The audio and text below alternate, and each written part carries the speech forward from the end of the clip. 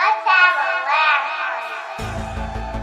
party. In a world of remakes and remasters, Are we playing for keeps? what was once sacred and cool has now soured and become lame.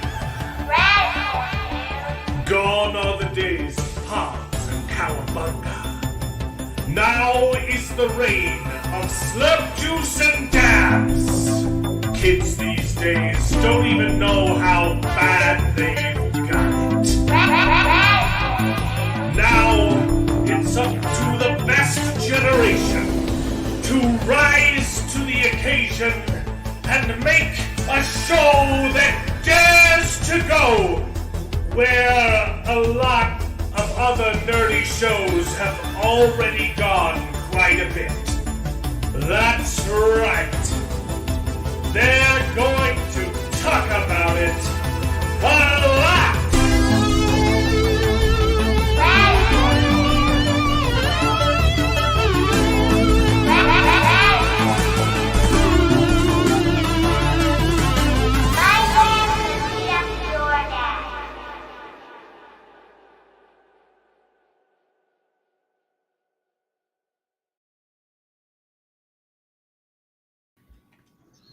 Hello and welcome to the show, everyone. This is Best Gen, where nerds complain about nerdy things. It's called Best Gen because we're all roughly from the same generation. We happen to think that it's the best one, not because we are better than you as people, but because our movies certainly were. Our entertainment used to be good, now it's bad. So strap on in. Prepare to wax nostalgic as we reminisce on the days of yore and complain about the crappy crap that Hollywood is making now. How's everybody doing? Thanks for joining us on this Sunday night. Doing great, actually. Good. I just released a video and it was a fun one, calling this Rachel Segler a gringa. I didn't have a chance to watch it. I was actually watching another video about the same topic. But I'll watch it. Yeah, don't worry. I just want the I did see her comments. To go on. Yeah. I want the message to go on that she's a gringa. Ooh. I know people are saying that she's, people are complaining that she's not white, but she's pretty white. She's whiter than me, like way whiter, like 3 shades of white. That is one of the things that I like. This is with the Snow White one, right? Yeah. I mean, culturally, Right, oh, well, that too. Because I think that it's the weirdest one. Because I agree, it's the weirdest one to do some. It's in the name, guys. But, yeah, like you can't argue that one. That's not a core part of who Snow White is. That being said, she does sing amazingly from West Side Story, and she does have a very pretty and for a person of color, she's got some pretty fair skin. So if you're gonna do it for this character, which it makes the least sense to do, she's the one that makes the most sense to do for the character that makes the least sense of. Yes, at least they cast someone who can sing. Too bad she's woke as heck, and the film's gonna be garbage. I'll still probably enjoy it, but that's no surprise. You're absolutely right, KJ. Ziegler, I think, is German, Jewish. I so believe she's not 100% Hispanic. Yeah. Her mom is Colombian. She was born in America. Like, literally, you can hear her accent is way better than my accent. And I think I have a pretty good, almost American legit accent, right? It sounds great, but she sounds completely American, so it's not like they claim she's Colombian. Everyone in Colombia would call her a gringa. She sounds like she's from California. Exactly. Her father is of Polish descent. I'm seeing on Wikipedia right now. She's got that valley girl accent. Yes, so I also love watching that movie while growing up. It's the original, great animation, great music, great music. It was an uplifting story. This Snow White was one of the first 25 films ever to be inducted in the film I forget what it's called, the Film Preservation Society thing, whatever it was. One of the first 25 ever. And we're joined by Corwin for 30 minutes, you said? That's the real surprising sighting. I don't know, man. But we can hear you. We can hear you. I can't hear him. You can't? Nope. No, I can. That's weird. Yeah, I can. Yeah, I can hear you, bro. we can hear you. Yeah. I don't even see him. Yeah, I don't. Yeah, hear him seeing either. yes, but Okay, hold on. You don't. I mean, his camera's not on, but I can hear his voice. Yeah, I don't even see a box for him. yeah, I can hear you, bro.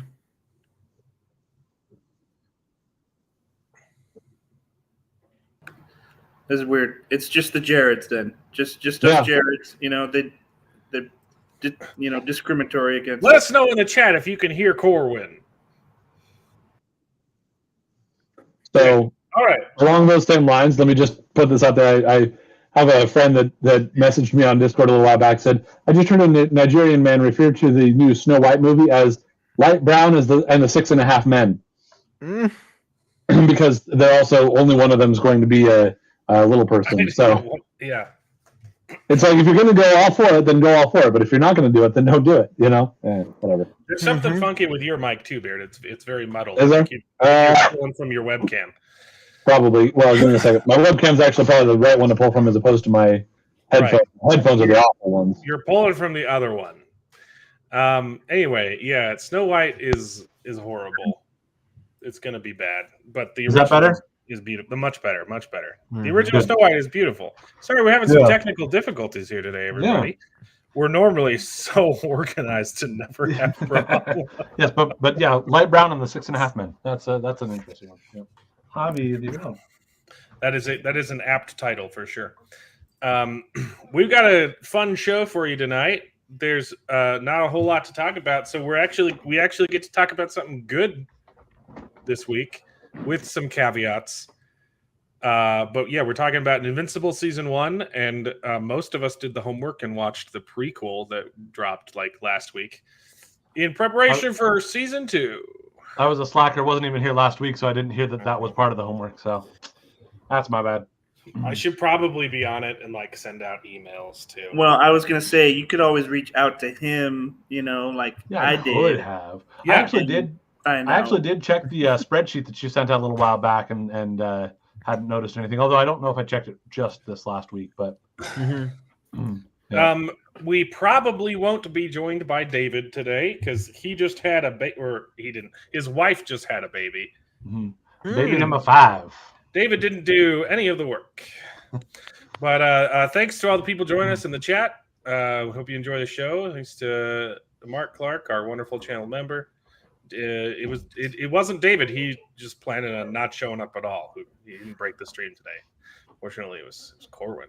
But yeah, Mark Clark, our channel member. If you want to become a channel member, it's just 99 cents a month, and you get access to emojis and all kinds of. It's just emojis. That's it. That's why I made it cheap. Anyway, let's do some news then while we wait for Corwin to get back. He was so excited. He texted me, "I'm finally going to come on the show, and I want to talk about the Wheel of Time." He just finished book 1. So we'll have him for a bit, but not the whole show. Yeah, that's awesome. I've actually been re-listening to those as well. Sound of the Freedom. You what? You saw it? No, I wanted to talk about with him Sound of the Freedom. Sound of the Freedom is out in August 31st in Mexico. Good. Yeah, but I was afraid of doing the video, to be honest. I like literally I've been like facing walls that I put myself because I'm afraid that if I say something wrong, I'm gonna get unalive in game. Yeah, well, it did really well. It's still trickling in money. It's still going in theaters here, and like our areas. Like I when we went to it, it was like a week or two after it was in theaters, and the theater was packed. Yeah, like it did finally slow down. Like it started to curve finally, but it's still making money, and it's awesome. It's still a long curve. I'll be surprised if it doesn't pass 200 million, which is phenomenal for a 2020. No. How much? When was the 19? Something like that. Yeah, it was like 25? it was like Mhm. 16 million to make the movie. It was Mhm. very, very, very low. Exactly. And it's also huge news for Angel Studios. Like they're the ones that do The Chosen, and they have the streaming service that can filter out naughties from your other streaming services. Mhm. And they're producing their own content now, and that's a huge win for independent media, everybody. W. Mhm. That's a complete W. Hmm. Yeah. All right, let me share my screen. Share screen, everybody. I was not prepared for this. I hope you can hear my audio because I was recording music, and it screws up my audio every time I come back to stream. Have I watched Star Trek Continues yet? No, I have. I have to watch the original series first, which I did start because someone on this panel is taking forever to catch up to the Next Generation that we're supposed to watch together. We talked about watching Data Lord on stream last week, and I was ready the next day. And radio silence here from the Angry Mexa. If he's gonna watch the episode together. I had diarrhea again because of some bad man. I've been freaking dehydrated most of the day, so I'm like, So I had to stop woozy. watching the Next Generation, and I've been watching the original series. But no, it will be a while before I watch Star Trek Continues because I want to watch I want to watch what it's going to continue first. But I'm about halfway through season 1 of the original series, and it is fantastic. Corwin is back. I'm here. What's Corwin's up? back. Can you How's guys it hear going? me now? Does this work? Yeah, I can hear you now. What is? Yeah. All right. You know. It's good to hear you. Yeah, I can actually hear you this time. I can see you. The Angry Mexa keeps drinking the water in Mexico and getting diarrhea. Don't drink the water in Mexico, guys. Buy bottled Oh, water. that's where I got parasites and got super sick and almost Mhm. died. Mm-hmm. All right, Corwin, we've got you for 30 minutes. An hour, 30 minutes an hour, yeah, something like that. I got to Mhm. be up at 2 a.m. So Nice. Yeah, because I wanted to talk to you about Sound of Freedom and as well. You were mentioning Widow's Time, right? yeah, Yeah. So basically, we'll talk about whatever you want to. Have you seen Invincible? I have. Yeah. Okay. Are we talking about the one that just came out? The one with the girl? I can't remember. Yeah, we'll talk about the prequel, but also season 1 too. But let's talk about your ancillary things before we get into the main discussion, so you can leave whenever you need to. Okay. Well, what are the ancillary things? You just finished. Sound of Freedom first, I guess. Okay. Let's go, What- Mexa. Mexa, what do you want to Yeah. say about the movie about bad people? Yeah. The movie about Cecito Trafiquito. I had to add Ito to the thing so it doesn't get demonetized. It doesn't get demonetized when I said it that way. So yeah. So the thing is, I was trying to make a video because apparently I don't know if you saw the news about this article that came out from a Canadian guy that he was Katie just saying, saw the movie on Thursday. yeah, that the Canadian guy was saying, he's a Canadian writer, supposed to be a priest. He's saying that it's all conspiracy theories, QAnon things, and Jim Caviezel is whatever. Like, he complains the whole article of being called a perito. and then goes out, and the first thing that he says about the movie, tying it with and the article's name was the obsession from the right about The subject. the subject, exactly about peritos, but the obsession of the right is the left doing that, the left clearly doing that. That's the obsession from the right. Sure. And I was thinking about doing a movie because I know that none of this is fake. None of this is a conspiracy theory. I've seen it. Sadly I've seen it because there's a page in Google that people, I do not going to say the name of the page, but you might hear of it, Corwin, where the bad people post the bad things that they do. Have you heard of that page? There's dozens of them. But the blog. If you message it to me, I'm sure I have it. I'm gonna message to you because Put it in the private chat. Yeah. Let me type it on the private chat. Yeah, Axo says QAnon is a cult, definitely not the sound of freedom. Yeah, and Jim Caviezel, I can never say his last name. Whatever. Jim has repeatedly denied any connection to QAnon. He doesn't even follow QAnon. It's like how they keep saying, "Oh, Donald Trump has never renounced white supremacy or denounced white supremacy," and he's done it on camera 100 times. It's just the media manipulation. It's the very same thing when he said the Mexicans are not sending their best. That was media manipulation. He was talking about MS. I cannot say the full name. He was talking about the Maras. MS Tracy. Yeah, the Maras loco. So that blog in internet, you can actually watch the videos where they are doing these things to kids. You can actually watch the video. A friend of mine saw those videos and told me about it. I've never seen it because I don't have the stomach, obviously, because it's the real thing. It's not fake. It's not CGI. It's not makeup in movies. It's the real deal. Yeah. And they do this and they inject the adrenaline to the kids so they keep them alive while they are doing all these things. Things that you will see in the movie Martyrs. I don't know if you have seen the movie Martyrs. It's basically what they do to these kids, and I've seen the videos. The other thing I wanted to talk about in the video, and that's where it goes tricky and it's dangerous for me to talk about it. Maybe I don't mention it. Maybe I don't raise myself yet. Yeah, we don't want to. We don't want you to be unsafe. So Yeah, here, yeah. I'll just go off that. So there is a national organization that works law enforcement. It's called ICAC, Internet Crimes Against Children. ICAC, ICAC.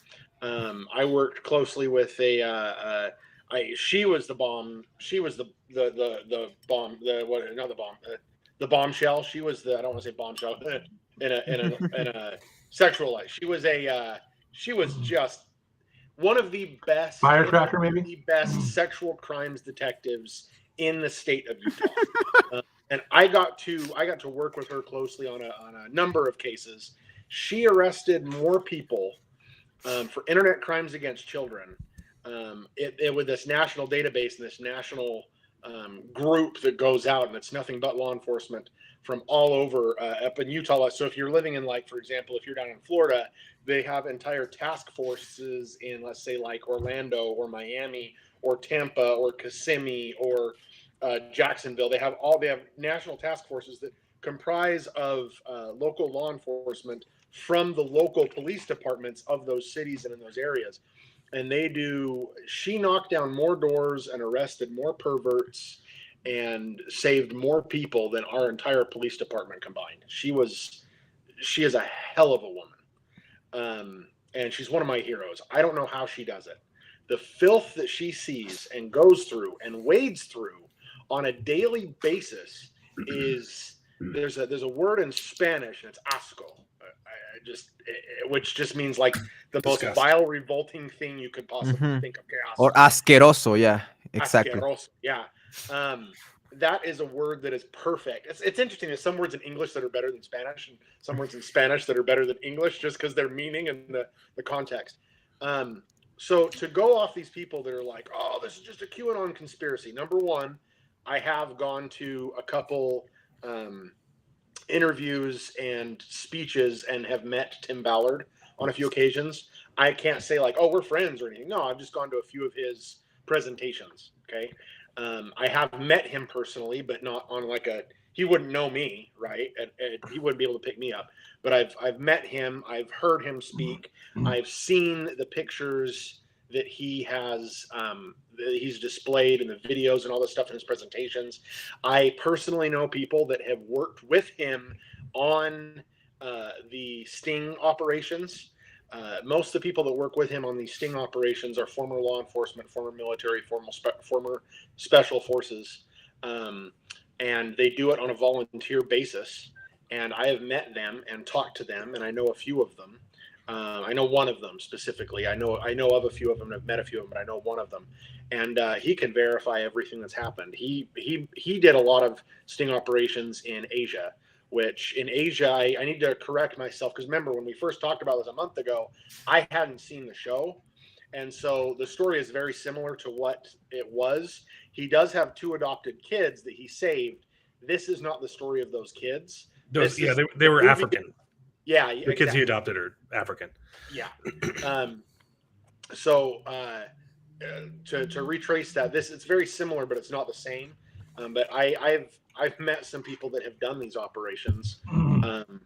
I've lived in, and I'm not going to say this is just a problem in Mexico, but this is a problem worldwide. I've lived in Mexico, and in Mexico, I was offered, because I was seen as a white guy, a rich white guy, because I wore a shirt and tie on a daily basis, and I was offered in some of the more ghetto areas, I'll put it that way, I was offered children for sex slaves, like come in here and do what you want with a kid. Like I was offered that. And yeah, so the people that are this is just conspiracy theory, this is just the right going nuts. No, it's not. Seems like the dumbest thing to try to get upset about, even if you disagree with the politics of some of these people about other things. Like the idea of saying, "Oh, don't say that there's sex trafficking or that there's children that are being abused and stuff like that." Sounds like the dumbest thing to try to get to try to stand against for some reason. Because even like one of the things, you know, everybody knows Watch Mojo on YouTube, right? Yeah, they did a little video about Sound of Freedom, and from my perspective, it seems like they treated it pretty even-handedly, saying like there's some controversy here.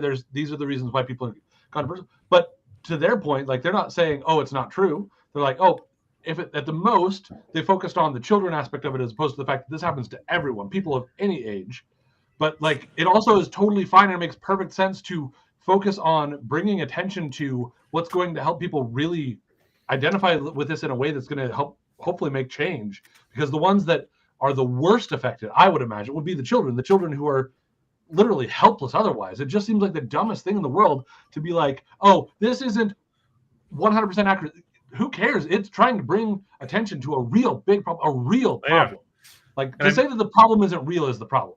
Is another problem. Whatever. Like I've made the joke so many times, but I'll do it again. The article that was saying the Sound of Freedom is just an anti-trafficking fantasy for bored dads. So why is that a bad fantasy to have? Inspiring men to actually try to be good, kind, and care for children in a like positive, uplifting manner, and to have them shut down the idea of somebody who would be abusing children. That's a bad thing to like push forward as an idea that you want your viewers to have. What?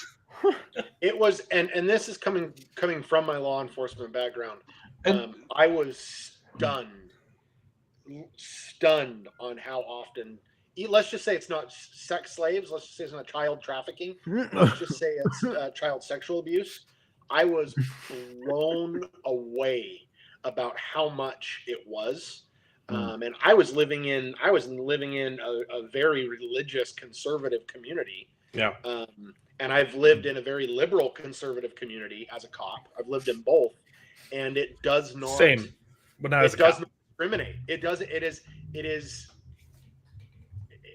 Yeah, it's disgusting that people try to fight this by just saying, "Oh, it's a QAnon conspiracy." Fudge you. You're just obsessed with wanting to destroy evil. What a fantasy! I'm sorry, you're not allowed to relate to the heroicism in the Lord of the Rings because turns out it's a fictional story. Right. Well, so the other thing too is go ahead. Liam Neeson's Taken. That was a dad fantasy, right? Yeah, absolutely. But it was a very effective movie. It scared the heck out of my sisters and taught them to be smart. Because they had real on it. That movie was John Wick before John Wick. Yeah. Well, absolutely. Especially better than John Wick. He kills like 100 people in that. Well, and see that's the other thing that I was going to say. So if you're looking at something to maybe criticize about like a dad fantasy sort of thing, if you want to criticize a movie that purports and really like pushes forward a lot of violence, like a John Wick or a Taken, that's one thing because you're like, oh, you know, violence isn't good. even though it's dumb to like complain about the dads wanting to rescue children and take care of children. If you want to complain about violence, sure, but how much violence is in Sound of Freedom of the dad fantasy? Yeah, versus Taken.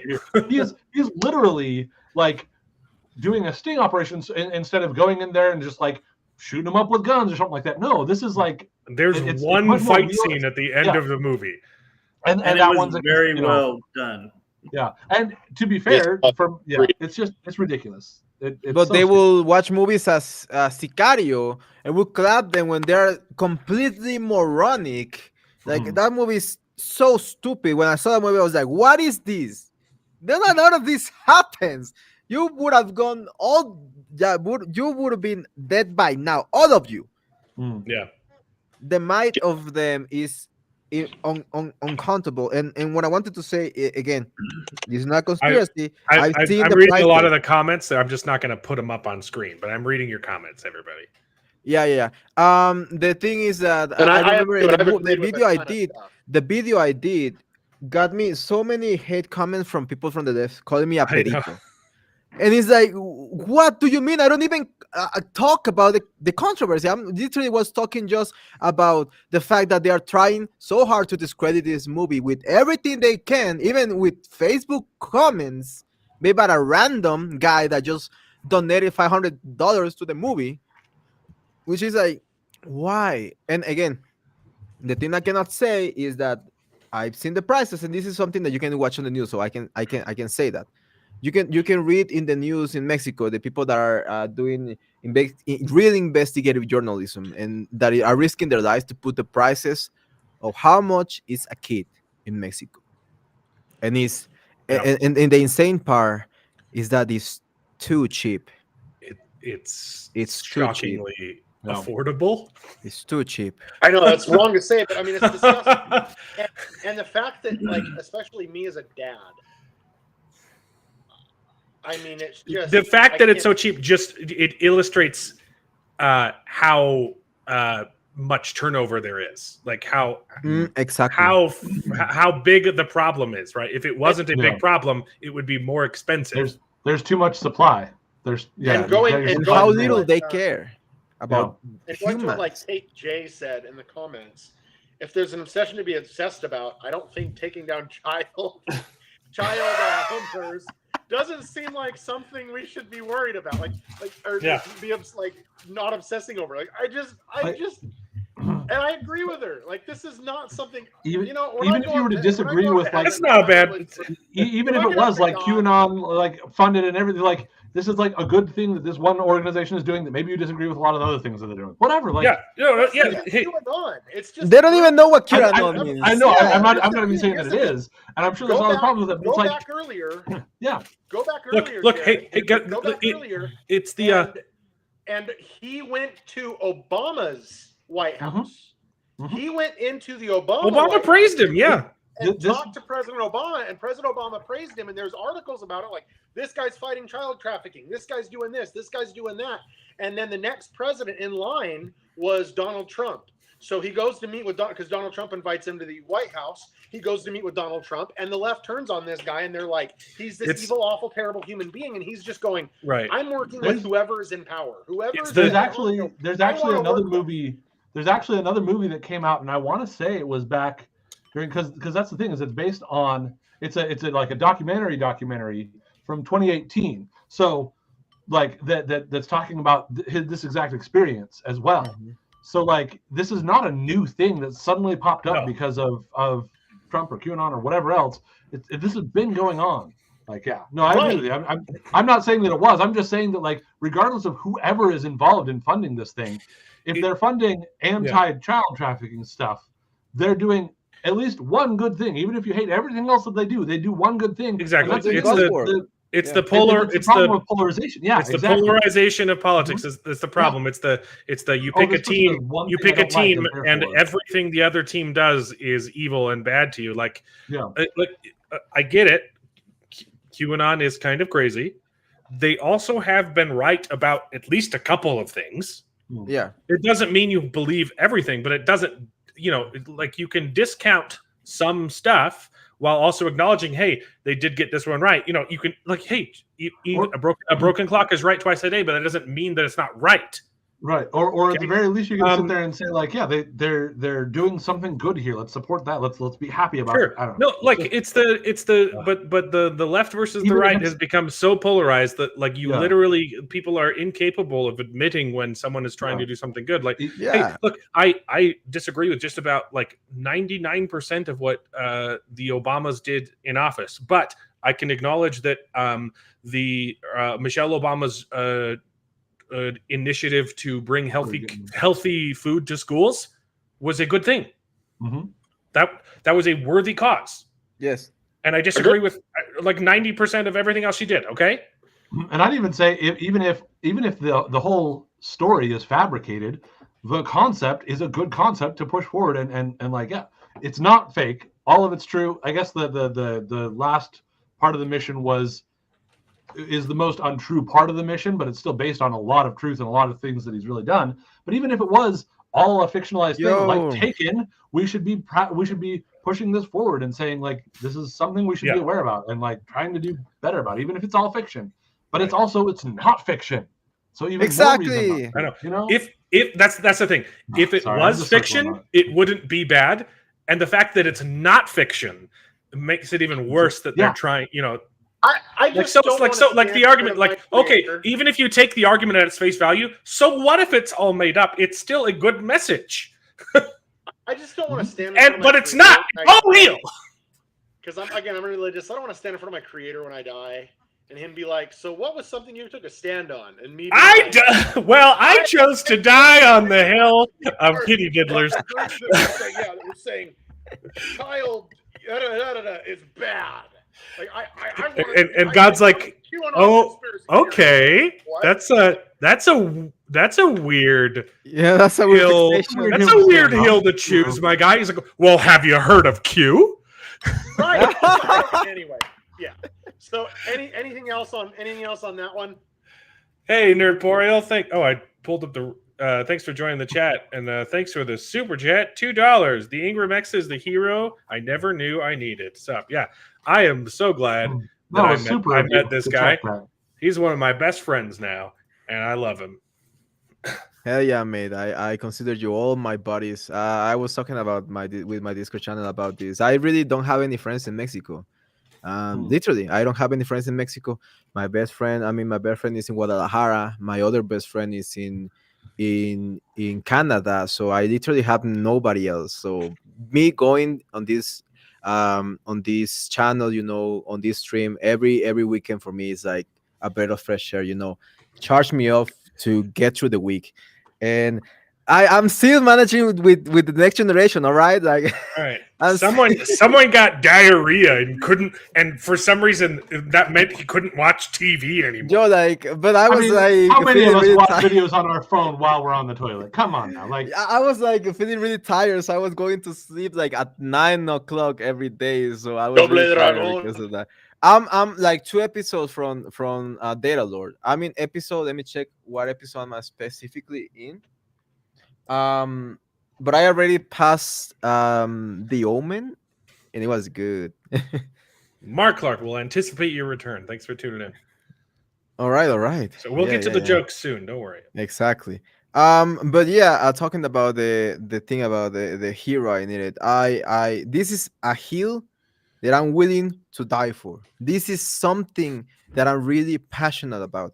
And again, I don't give a damn if my life gets in risk. Although I do. I'm not gonna be stupid about it. I'm going to block my video in Mexico so nobody in Mexico watches it, and I have the perfect English by my side that I hope that nobody understands me in Mexico, because when I'm going to speak faster and with big words so nobody understands what I'm saying, both Americans and English speaking people, right? Everyone in the world. But yeah, again, it's a hill that I think that it's worth fighting for. It's a hill that is worth risking your life for. And hey, maybe we get the refugees. No, but it's insane. And again, I've seen the prices. I know the prices. and you know what I mean. And it's disgusting. It gets creepier when you go through the list of the prices, and this is in Tlaxcala news. I know Tlaxcala very well with like the back of my hand. Tlaxcala is basically the capital, and you've probably heard of Tlaxcala, Corwin, the capital of human trafiquito in Mexico. In Mexico. And the second place is my hometown, Chiapas, Tapachula, which is the border with Guatemala. And it's Chiapas, exactly. It's the freaking border. And we see that thing every day, all time, literally. So yeah, I You don't heard it firsthand. understand. There you go. You heard it firsthand. Someone who lives there has been like, I've seen it. I've done there.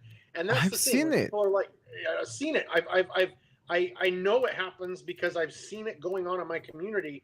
And yet these people in the news media with their stuck up bullshit attitudes of this is just a right wing conspiracy theory. Yeah, I was wondering what Jump is off the conspiracy. Like, I was want to ask them what is the conspiracy theory, what specifically is, and I think they mean the Adreno. Again, I seen how they literally claim that he went to orphanages and bought children and then turned them into the FBI, claiming they were trafficked. Jesus Christ, That's the the Lord. claim. These people are It's evil. insane. These people are and evil. is Take all the time you need, Mark. funny thing, like these are the same people that are writing these articles. One of the people, I wish I could pull it up, but I was reading it because I read stuff for this show that I'm going to try to get more on and more because I've been gone a while, but I try to stay up. And it was just really funny because one person wrote an article about this, how Sounds of Freedom is just this terrible, evil, awful movie that's a conspiracy theory. And then another one of his articles was talking about how Velma, how the girls in the first episode taking a shower scene was a very saucy, sexy scene. So you remember in Velma, those girls are high schools. They're supposed to Yes, be between 15. 14 They're and 15. years old. And so you have a writer going, child trafficking stuff is a conspiracy theory, but boy, those cartoon 14-year-olds were freaking hot. Like, come on. No. And I'm going to listen to this guy give an opinion? Like, just no. Yeah, and the guy that made this article, I don't know if you can look it out in Twitter. I can send it to you, just so you read the headline, because I don't remember the freaking headline. My English is yeah, the far right's fixation on peritos is dangerous. This is the article. Let me send it to you. Again, this guy, and I looked through his Wikipedia. This guy was 10 years ago saying that, and because he's a priest, he used to be against gays. He was a priest, and he used to be against gays. But the comments he did against gays were so disgusting that he has to, we have a saying in Mexico, tiene cola de que le pisen, or tiene cola que le pisen, which means that he lived a couple of, he left a tract of BS that people are going to catch up when they're exactly overcompensating, double standards galore. So this guy was saying some things that I probably cannot say in YouTube about gays, and saying that, because Jesus in the Bible didn't condone being gay, but he also didn't condone banging animals. So he compared being gay to banging animals, which is illegal. Imagine that. Imagine how sick this person is. And now he came out as leftist, obviously, saying that he supports gay people because he has cola de que le pisen. He has tracks of all the BS that he said, and he was really against AIDS, and it's insane. Like, this person is the one that's saying these things about peritos, which makes me think, hey, maybe this guy actually is a perito. But hey, what can we do? But talk about it, laugh, and this is something that I it would be so easy for conservatives to completely run over anything politically talking, because when we get to these issues, even liberals like myself, I consider myself a liberal, although not anymore right now. I not anymore at all. I'm more of a maybe a libertarian or center right, right? But when it comes to these issues, I go like full red-blooded Republican, America. I go crazy Republican with this kind of issues because they are disgusting. And the problem I have is that conservatives don't seem to unite, because some people are still with Trump, some people are not saying Ron DeSantis, some people are with Vivek, whatever. So they cannot they cannot and understand that this is not anymore about politics. This is not anymore about freaking politics, not about right and left. That is BS. The left is going to be fixated on that always, because they see the other side of the coin as enemies, mortal enemies that they have to destroy. The right, what they do, they try to play these politics games that is not going to win you anything. You have to unify against evil. That's it. It's the fight good versus evil. The right side of history, like the left says, this is the right side of history. The right. Not even the right. Again, it's not about Republicans, not about Democrats. They may be good. I mean, nowadays there are no good Democrats anymore because Tulsi Gabbard left the Democratic Party. But there are still good, people that are liberals that don't agree with any of these. My Discord channel is full of liberals. Everyone is young. So they are more liberal. They are Gen Z, so they are more liberal than the rest of the people. But even then, they agree and they say like, these guys belong in a wood chipper. You know what I mean? Yeah, it's a nightmare. It's tough. Okay. Oh man. Yeah, I tried real hard too. Yeah. Okay, so stop. Don't hate people. It's silly. It's silly, and be good. And stop buying into the polarization junk that everyone's trying to push too. Yeah. Stop canceling people because you disagree with their politics. For the politics, exactly. Stop kicking people out of their improv groups because you don't like their YouTube channel. Did I tell you that a couple of my comments have been deleted from my channel? No, not from your channel. From Improv Broadway. Oh, wait. When did you comment on Improv Broadway? I just started asking questions about why they fired the really funny guy. I was like, so how come? Like, because there's all these videos up, and I was like, hey, there's a really funny guy that's been with you guys for years and years and years. Where is he? And like, no one got any comments. Then finally, I was like, I found out you fired him. Like, I find out he's not allowed anymore. It's like, what the heck is this? And then on another one, I was like, they did a comment, and I was like, oh, because your politics didn't align. All of my comments on their channel have been deleted. Oh man. Let me share me, Corwin. Share me the link so I can start like saying things in Spanish. Every single one, I'm gonna go in and be like, you fired one of the only really funny people there. I still really like the guy who owns the business. Don't give him trouble. Okay, I won't. I'm not giving him trouble. I just asking questions. Yeah, it wasn't his fault either. I know it wasn't his fault. I know exactly that the nice lady that decided to. Yeah. Anyway. Yeah. Anyway, let's talk about some nerdy stuff, everybody. Corwin just read the Wheel of Time. Also, I just made beef jerky, and that's fun. Nice. I'm a little behind on a lot of stuff, but I finally got around to watching Dial of Destiny. What do you think? What do you think about the car? The car chase. Enjoyed it, the car chase. The car chase. No, the car chase. Better than the chase scene in Mandalorian. No, in the Book of Boba Fett. Yes. I agree with that. Mario Kart Power Ranger cars. Yeah. It was okay. It wasn't amazing. I really liked the end though. The end was a really, really fun, really nice little callback. The time travel? No, the when he gets back and when Marion comes in. Yeah. Oh, the bomb hole of Destiny. I don't like that they split up, but I am kind of tired of Harrison Ford playing the character of the like well, we're old and now we're split up because I'm a grump or whatever. And like, I did like that it turned out to be something other than he was a grump. I did like that, and I like that they didn't end up actually split at the end. You know, they were going to split and everything, but it wasn't like something he did. It wasn't like he was too much of a grump or something like that. And that was a nice story beat to hear what had happened there. Oh, That, Napoleon. again, I didn't love that it happened, but it was. Bro, I'm pressure so then. dumb. I'm already in data lore. Like I already watched the rest. Like I'm in the last episode, which is the big goodbye when they go back to San Francisco, 1941. So I'm literally one episode from data lore, so we can start watching it. We can start watching it, yeah, together. Okay. On Monday, very well. Whenever you want, whenever you can. I'm free whenever.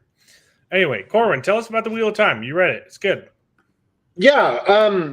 So you were right the first, because I'm actually almost done with the second book. Nice. Nice. Did you get to the good part of the second book? So my first introduction to the Wheel of Time was, a year-ish ago when we were watching it for the show. I'm sorry. Yeah. I liked it. I did. I liked the show. I'm not going to lie. I thought it was all right. I thought there were some scenes where I was like, all right, that's kind of... But now that I've read the book, or at least the first book, and when I mean by almost done with the second book, I'm like 100 pages away. And we know there's like 800-page books, right? So like 100 pages away is nothing. So I have a lot of qualms with the what they've done to it. Like a lot. And welcome. not just welcome. Yeah, right? for real. the Great Hunt is I think book 2 used to be my favorite of all the whole series. I don't think it's my favorite anymore. I think 3 is better, but the Great Hunt is my favorite ending. I just read that, so I'm rereading them as well, and I just realized that not a lot actually happens in that book. The first half is slow. The first half is slow, and then you're like, oh baby. So like, I guess my qualms with the first show is, I guess with the book, like the book is already, and I hate to use this because we were talking politics. I don't want to get into politics, but the book was already, for lack of a better term, progressive.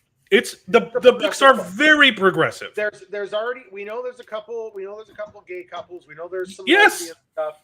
We know there's multiple, because I've found a few things. There's a few spoilers, nothing crazy, but there's a few people with multiple husbands, multiple wives, yada yada yada. It's a very progressive book. I'm pretty sure there are more female perspective chapters than male perspective chapters. I think. Yeah. I would say it's about the same. Later on in the series, the first 2 are mostly focused on Rand. So my issue is, like, in the show, they totally destroy Matt's character. Yeah. Like, totally destroys character. And me and Alan, we talked about this on one of the late night chats we did over the phone. I did some research, and yes, they're not saying why they fired that actor, but it has something to do with either, again, his politics, because he didn't want to get the COVID-19 shot, or he had some qualms against doing gay scenes in this second season, because it sounds like they're going to try to turn Matt's character gay. Yeah. No. And so he was like, no, I don't. Jared, I saw that massive sigh. He's just sort of... So they fired his character. How did they fire his character? Like, they're going through the ways, they're going to that dark place that lets them travel, that's been destroyed or whatever, and they're going through, and he just doesn't go in with them. And no, he decides to abandon his friends. They already had... Look, if you lose the actor, I get you got to make concessions. They literally could have just said, oh, he's still sick, he can't come. Yeah, they could have done anything. But they chose to have him abandon his friends. And not only abandon, that's the issue. Not only abandon, but like, he's a big deal in the second book. He is the second book. He is the second book, but he's the reason for the second book. Because I at this point, like, it's been, this book came out in 1990, so it's been freaking 33 years, people. If you haven't read it like me and I'm spoiling something for you, you can't call spoiler crap because it's a 33-year-old book. he's the whole reason why Rand, because the dagger gets stolen, because he has to be separated from the dagger. And the Dark Friends, they steal the dagger and they run away. And Rand's at this spot where he's like, do I need to leave? Do I need to stay? Do I need to go? What the freak do I need to do? And then he's like, you know Do what? I let these people just control me? I can't. Yeah, do I let these people control me? And he's like, you know what? No, I've got to save my friend Matt. So I'm going to go after the bad guys so I can get this dagger for him. And then once I get the dagger for him and he's cured of the dagger, I will start going my separate way. That is the entire premise of the second book. The entire premise of the second book is Rand trying to save Matt. They just went, yeah, Matt, you're done. What are they going to do for season 2? If I know, if I know, I don't know what they're going to do for season 2. Season 2 is going to cover books 2 and 3. Kind of. Season 2 is going to be about Moraine. They wrote a completely new story for her to do in season 2. It's basically just her story. And so, all right, okay, I haven't read. She's like hardly even in this. She's hardly in either of those books. She's not in the second book. I think there's only one. She's not. Yeah. She shows up at the very end. So the other thing that I have, they really screwed up the ending of the first season in the first book. The whole group going into the Blight. And then I understand they wanted to do women power, all right, sure. But like how they have the Aes Sedai call down the big storm and destroy the Trollocs, and it burned like 2 or 3 of them to a crisp.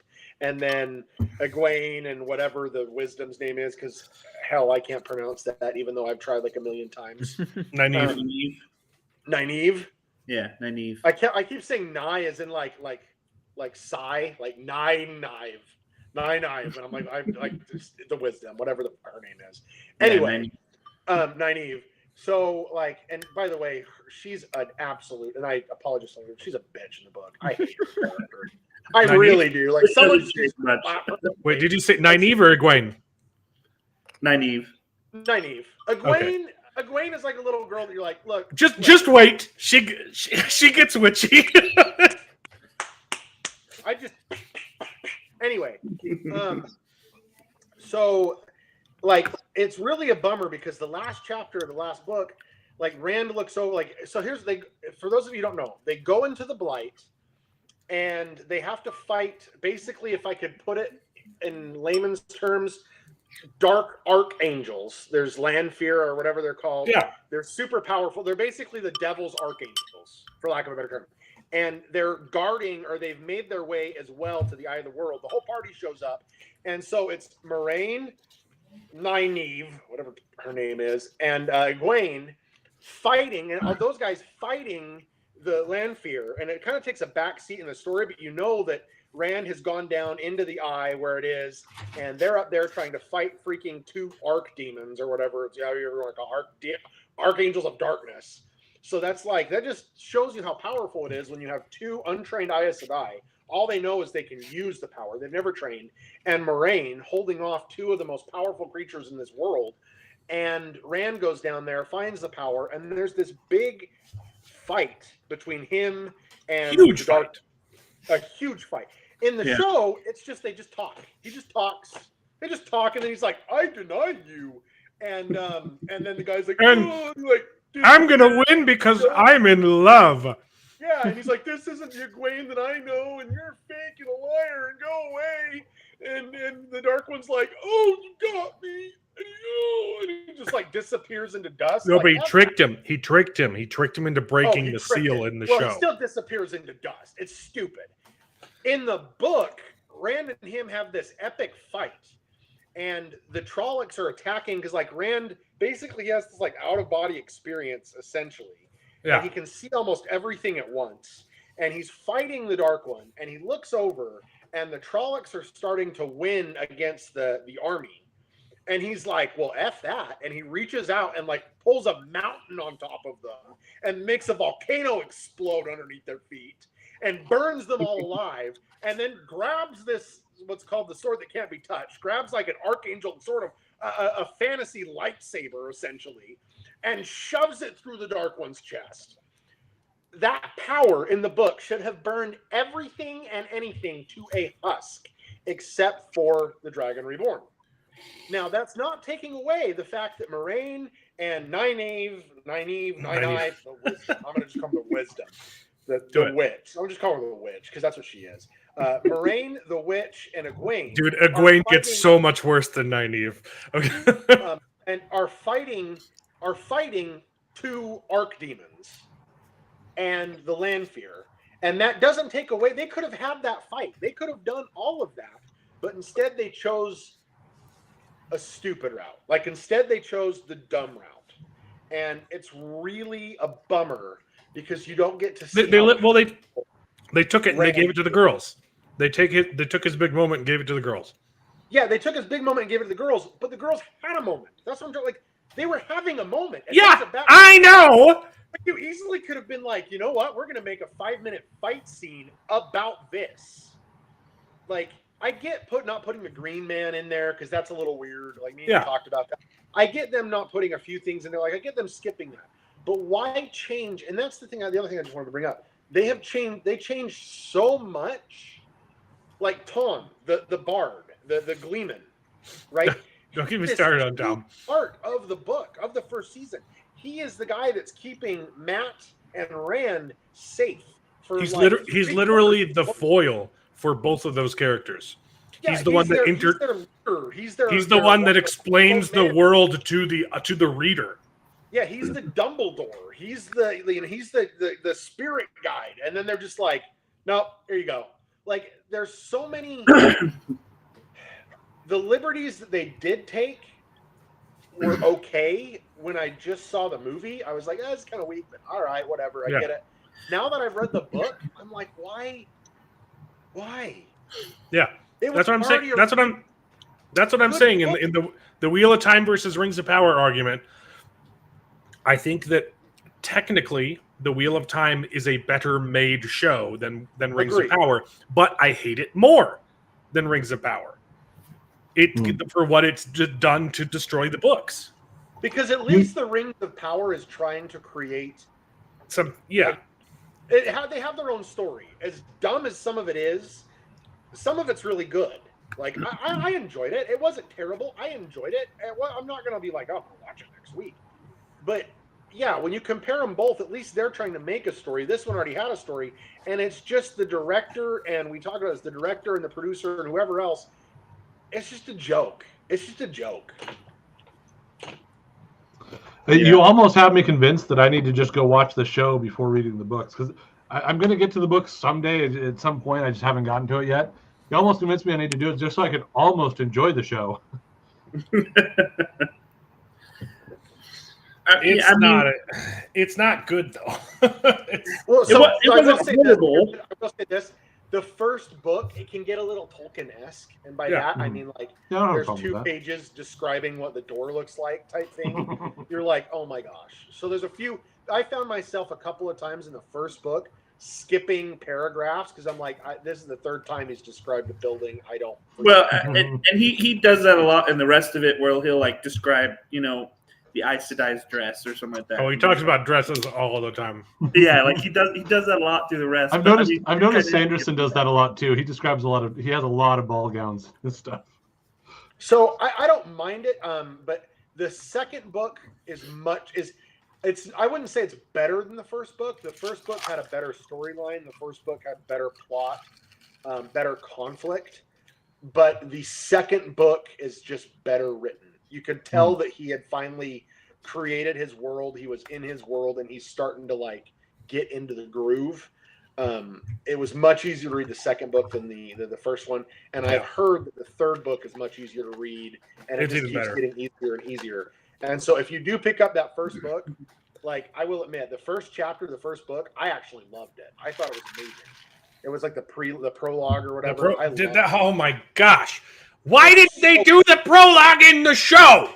It's so good. Like, and it's so basic, but it was the most perfect chapter written about nothing except for how the world in their little Two Rivers village works that I have ever read ever. It was amazing. They're not chips. It's a giant bag of homemade jerky that I made today in my smoker. Beef jerky. Very nice. But I don't know, yeah, I'm super. I'm excited. Like I know enough to, like I know very little about the actual world, but I know enough that like this is a good series of books and like good stories. Very And good. I'm gonna get through them. I'm gonna do it at some point. I think I'm just gonna have to embrace the fact that my best bet is just audiobook them. I always want my first experience with a That's book what to I be do, an yeah. actual book, but really my best bet's gonna be to just audiobook it from the start. So it's on my list pretty in not too long, but yeah. I'm really bummed with how they handled the Ogier too. Lionel, Loyal. Linus. The Ogier, like his character in this show is all right, but like Perrin is not. That's the other thing. That's the other. So Perrin. Oh, Perrin's completely ruined. Yeah. Pacifist punk. Perrin is an actual he's a badass, for lack of a better term. He straight up And- kills a bunch of dudes. He doesn't have this his pacifist is like, I don't want to fight if I don't have to fight, but I'm still going to put this axe in your skull if you get in my way. And I understand that later in the series he puts the axe down, but he doesn't just put the axe down. He puts the axe down, then he picks up a freaking magical hammer. So like he's not this pacifist. I'm not going to fight anybody. And the Ogier is not the same either, because the Ogier's he does a couple things too. That's he doesn't usually pick up weapons, but like. There's a part in the second book where he kills a Trolloc with his bare freaking hands, and like he sings a quarterstaff out of a tree in essentially a multiverse. There's a multiverse that you kind of get into the second book. It's a little weird, but it's kind of cool. Yeah, it also doesn't come up again. Yeah, and okay, all right. Oh, and the ways? No, not the ways. The portal stones. The portal stuff. It's like briefly mentioned a couple times, but yeah, it's not explored at all. Okay. No.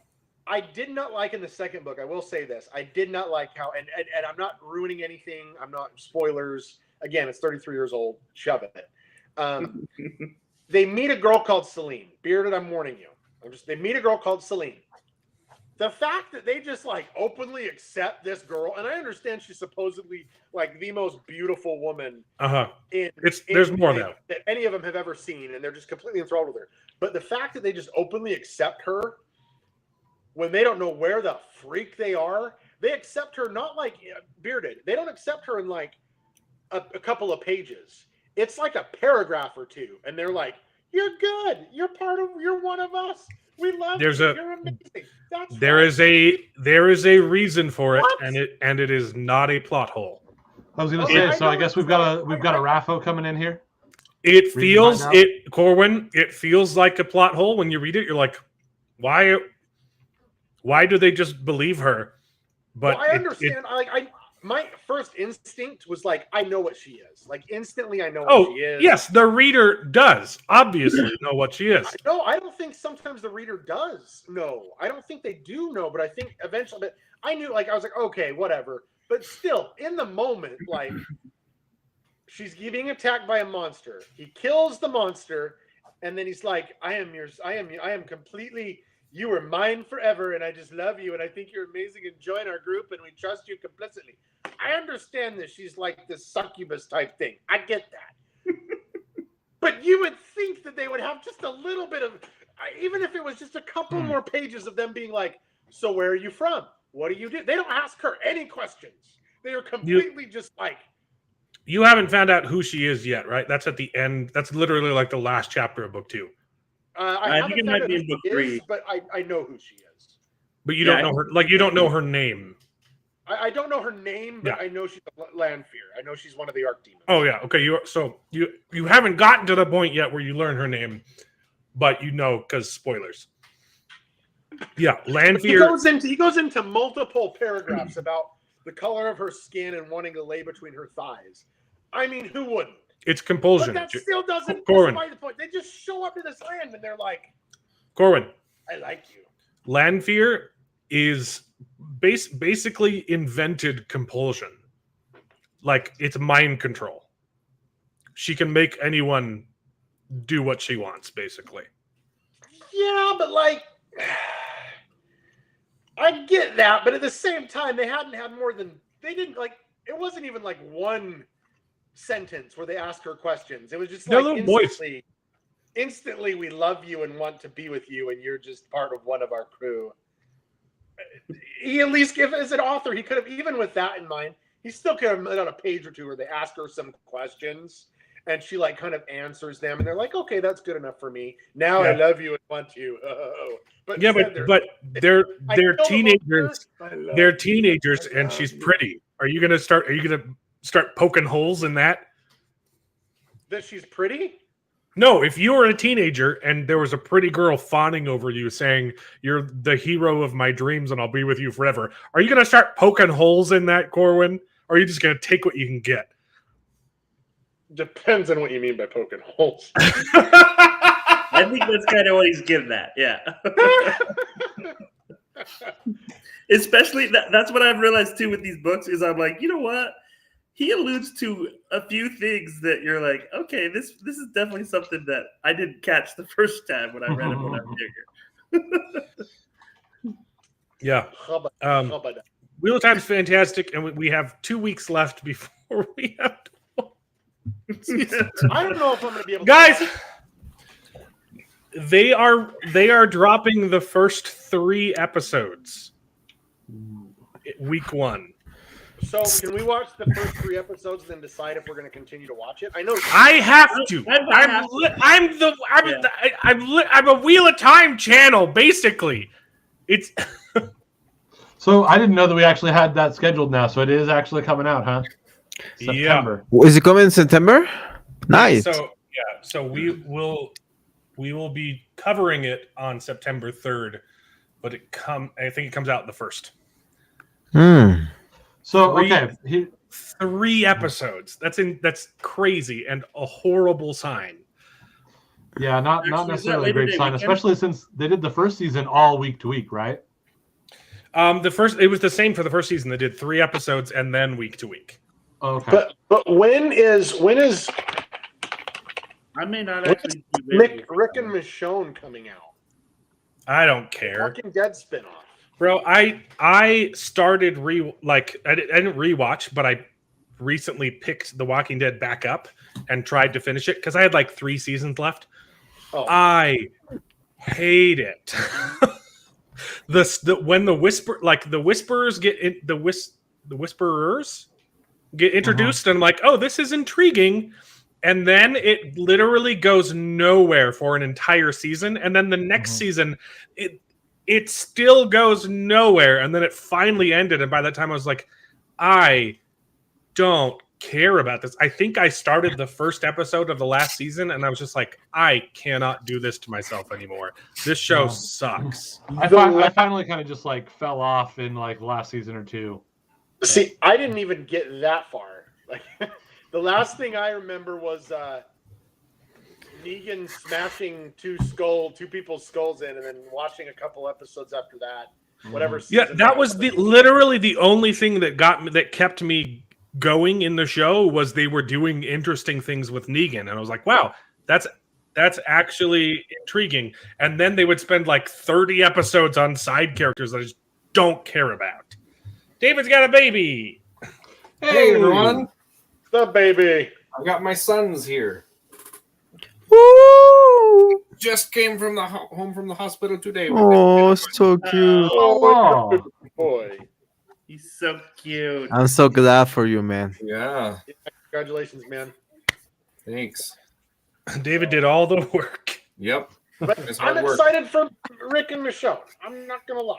Like, yeah. I want to see the first episode or 2 and see where it goes. I'd love to hear your thoughts on it because I don't know if I'll be able to get myself back into it because I'd love to, like, if I'm going to get into it, I want to get the rest of it too. And it's just a lot. I'm not like as against it as Alan is, but I don't know if I could. I tried. I was like, look, I've got like two seasons left. Like, I should just finish it. See, for me, it wasn't that I was like I decided I didn't want to keep watching. It was just like it got to be too much, and I just stopped doing it. Like I just didn't keep up on it. So it wasn't like I actively decided I'm done watching. It was just pain. Yeah, no, it wasn't just you. It just got really stale after Rick left, and I watched. My I wife basically watched up until Rick left. Yeah, honestly, his departure was handled pretty well too. Like, yeah. It was an intriguing idea. I am intrigued to see what they do with it. Yeah. Well, that's my thing. I am intrigued to see what they do with it, and then on top of that, I am intrigued to see what they do with Daryl Dixon, like in France. That's a fascinating. See, I didn't even know that he's in France. Yeah, but here's the thing. Look, if they couldn't make it fascinating when they were all together, you think it's going to be fascinating? By they've already shown they're bad at it. Yeah. See, that's the thing, though. I thought that the first spin-off show, Fear the Walking Dead, was really, really good for the first season because it was like showing, what happened in the early stages of this whole fiasco.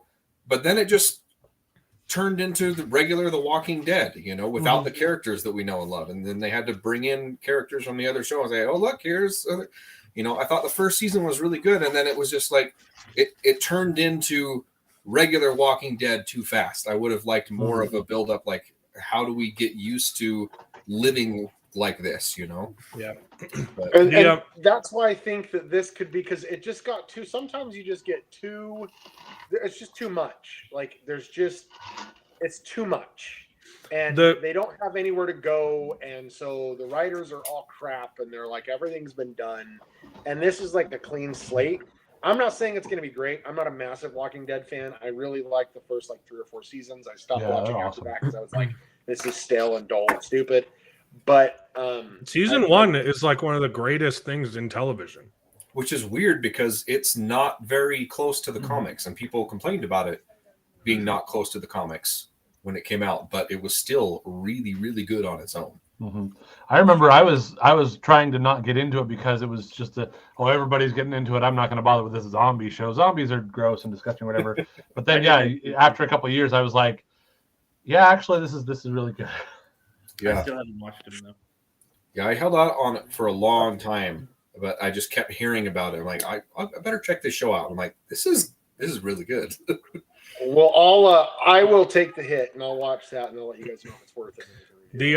The regular show suffered from diversity near the end too. Like they were like, we don't know what to do. Here's another black character, or they had literally a lot of diversity from the beginning. So I know. Like it was already super diverse, and in the end they were like, and it just became like, I don't care about any of these people. They weren't interested. Like that's the thing. Like do diversity, but do it well. Like if you're gonna do a racial insert, make them good, which we'll get to when we finally actually start talking about Invincible. Boy!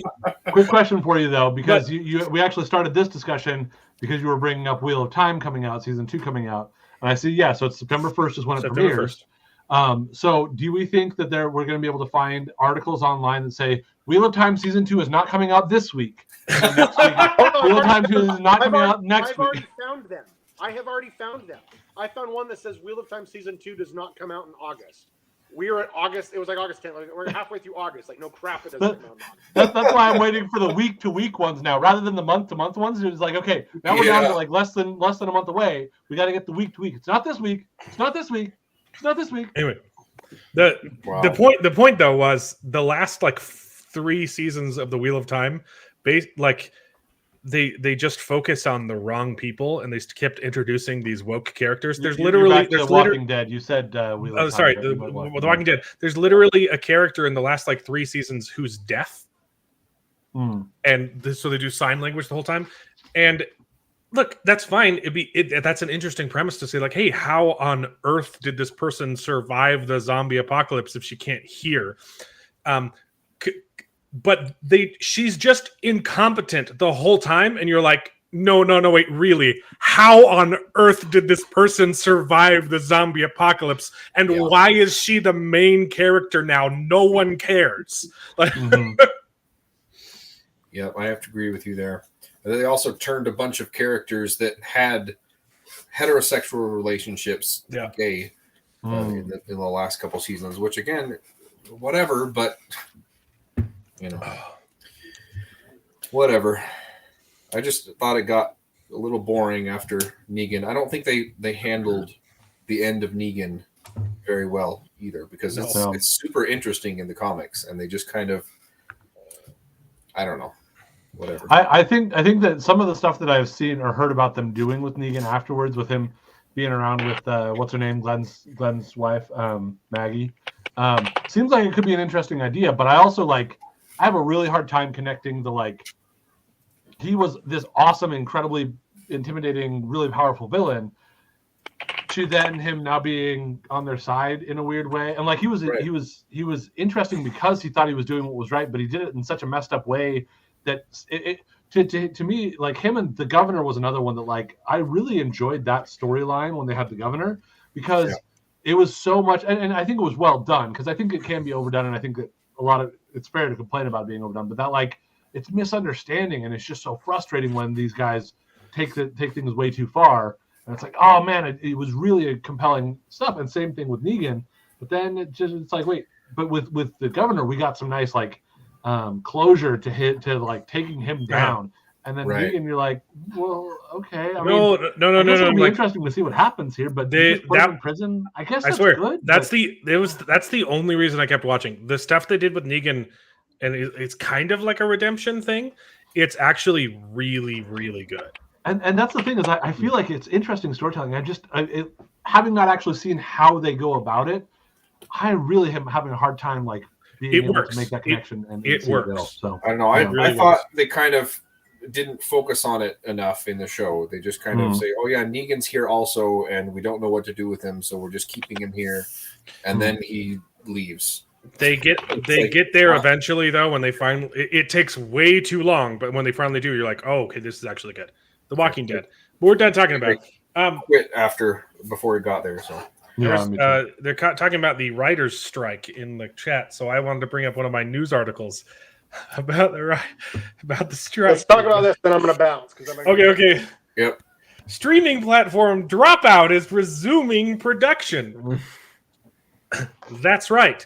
Adam Conover, the face and the voice to the writers' strike, still has a job.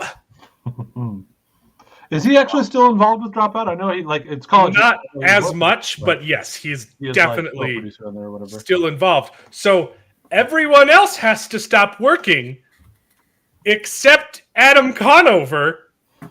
Yeah. How's that supposed to be?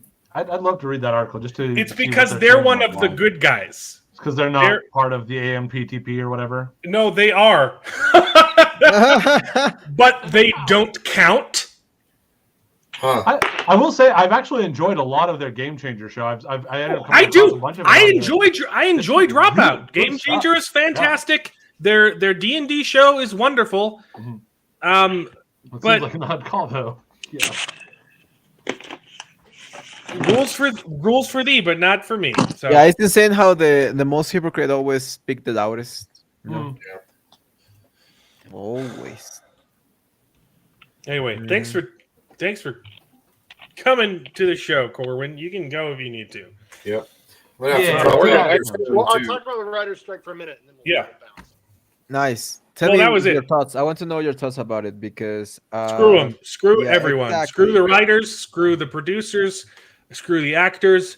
Go be bricklayers. Don't care. Writers that are actually writing nice stuff, and I could probably write storylines better than them. The good writers are not in strike. When there's been a lot of really terrible writing that we've come across lately. But from what I can hear, it does sound like there's at least something to be said for the strike and for supporting, the right. So if you can get some good writers, it's just how you can make that distinction. But it's do you know what Mexicans do? A lot of bad writing, so it's hard. Do you know what Mexicans do when they don't get paid fairly? They go outside of Home Depot and they work extra hours on a poor white guy house. Yeah. See, it doesn't make sense to me. If I were a writer and everybody was striking, I'd be like, hey, I'll write for you, Yeah. Get these guys. I don't understand. But you get ostracized. The idea of crossing the picket line is a pretty big deal, though, because then you won't be able to join the union later on. And that's evil. That's what the mafia does. That's true. That's fair. Exactly. Yes.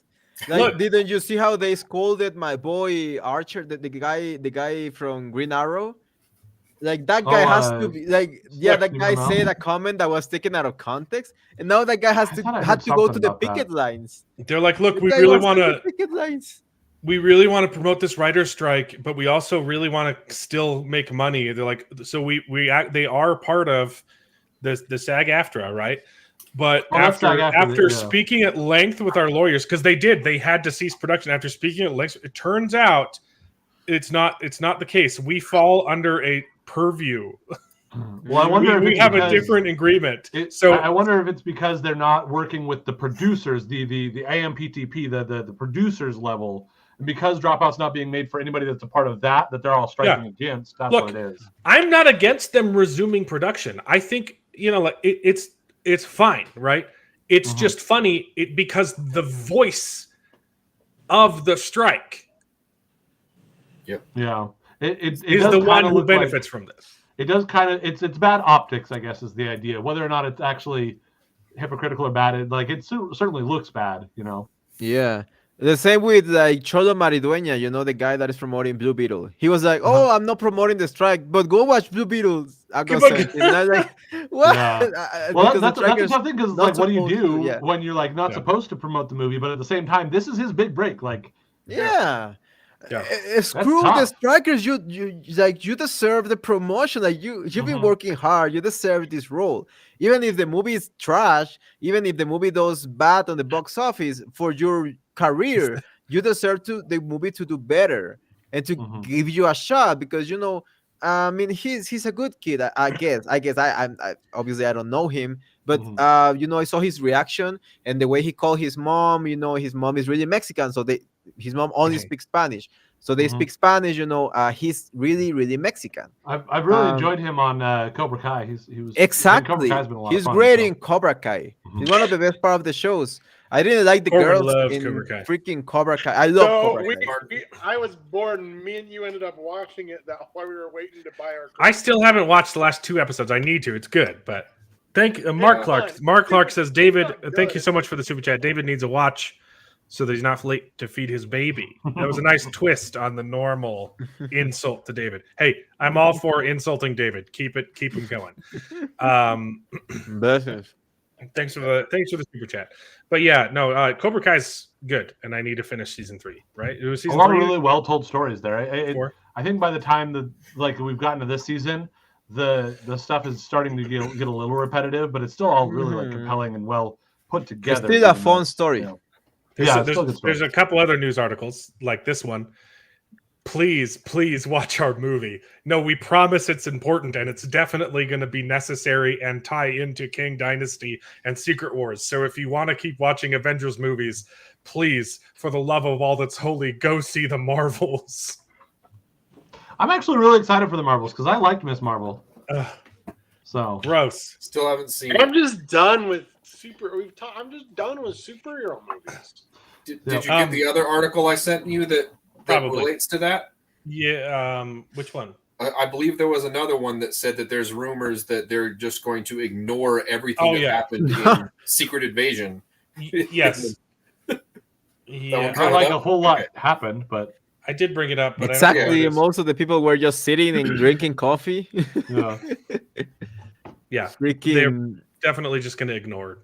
That's what That's the thing is it's the sort of thing that you can ignore because the stuff that happened there was not the sort of things that really have wide-reaching effects. Well, except that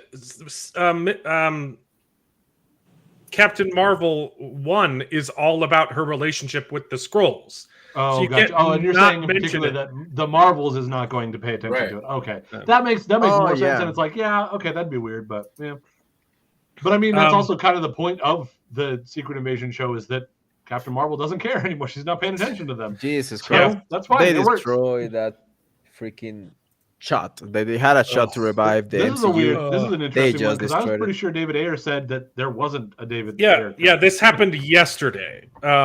He said that he talked to James Gunn or James Gunn said it's possible. So I wonder if that's all just a matter of like because when everybody was calling for an Ayer cut of Suicide Squad, he came out and said like there is no Ayer cut. This is what it is. I wonder if they're like, hey, lots of people want a director's cut of stuff, so do you want to put together your own cut of it and then like make it a thing and be like, cool, see, look, here's the thing you're asking for. Yeah.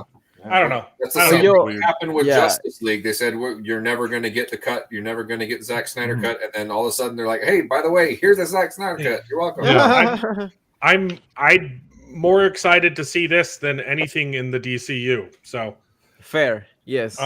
Me too. which is crazy because just a couple of years ago, I was saying on this show, I was saying I'm more excited for the DCU than I am the MCU. Yeah. So, How the table And that stands while also being completely uninterested in all the DCU stuff. yeah. Yeah.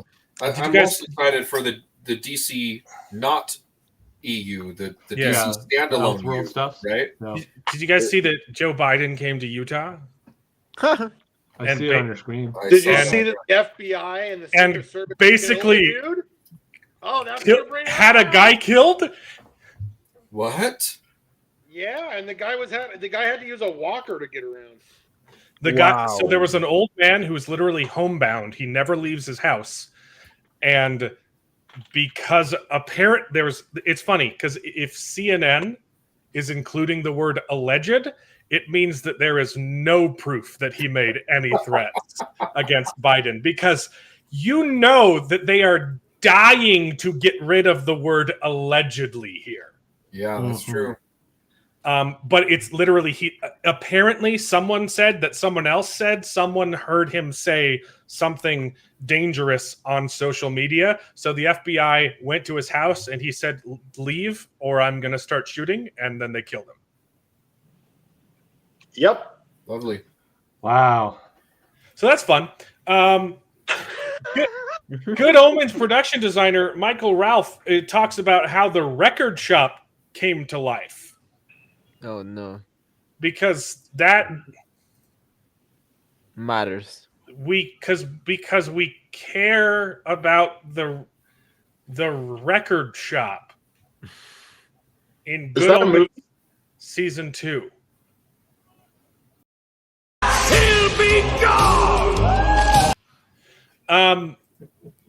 Who cares? David, you sent me this. The Good Omen campaign to make a comic book got funded in 10 minutes, and this is news because everything gets funded in 10 minutes now. Great. Exactly. No, in most of the time it's less than 10 minutes. Most of the time it's under a minute. I think the other one, the second, the guy second, I got, what is it?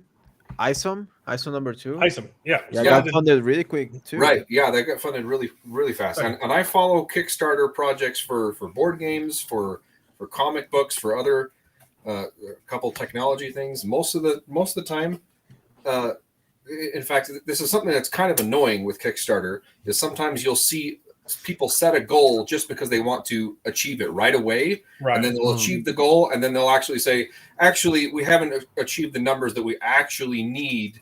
That we didn't tell you behind the scenes to make this project a reality. Defeats the purpose of Kickstarter.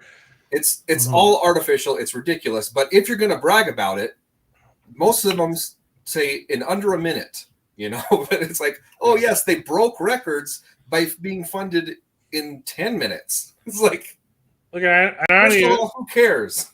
And I don't even hate the idea of this project, but also Neil Gaiman says if he's not picked up for season 3, don't worry, he'll make it into a comic book. Or a novel, right? He'll write the novel for season 3 based off of the script that Terry Pratchett wrote and then he threw out. Yep. Screw you, Neil Gaiman. I absolutely hate that man, and I don't hate people. I hold hate out of my heart, but I hate Neil Gaiman. For what he did to Good Omens season 2, absolutely sucked. Yeah, shame.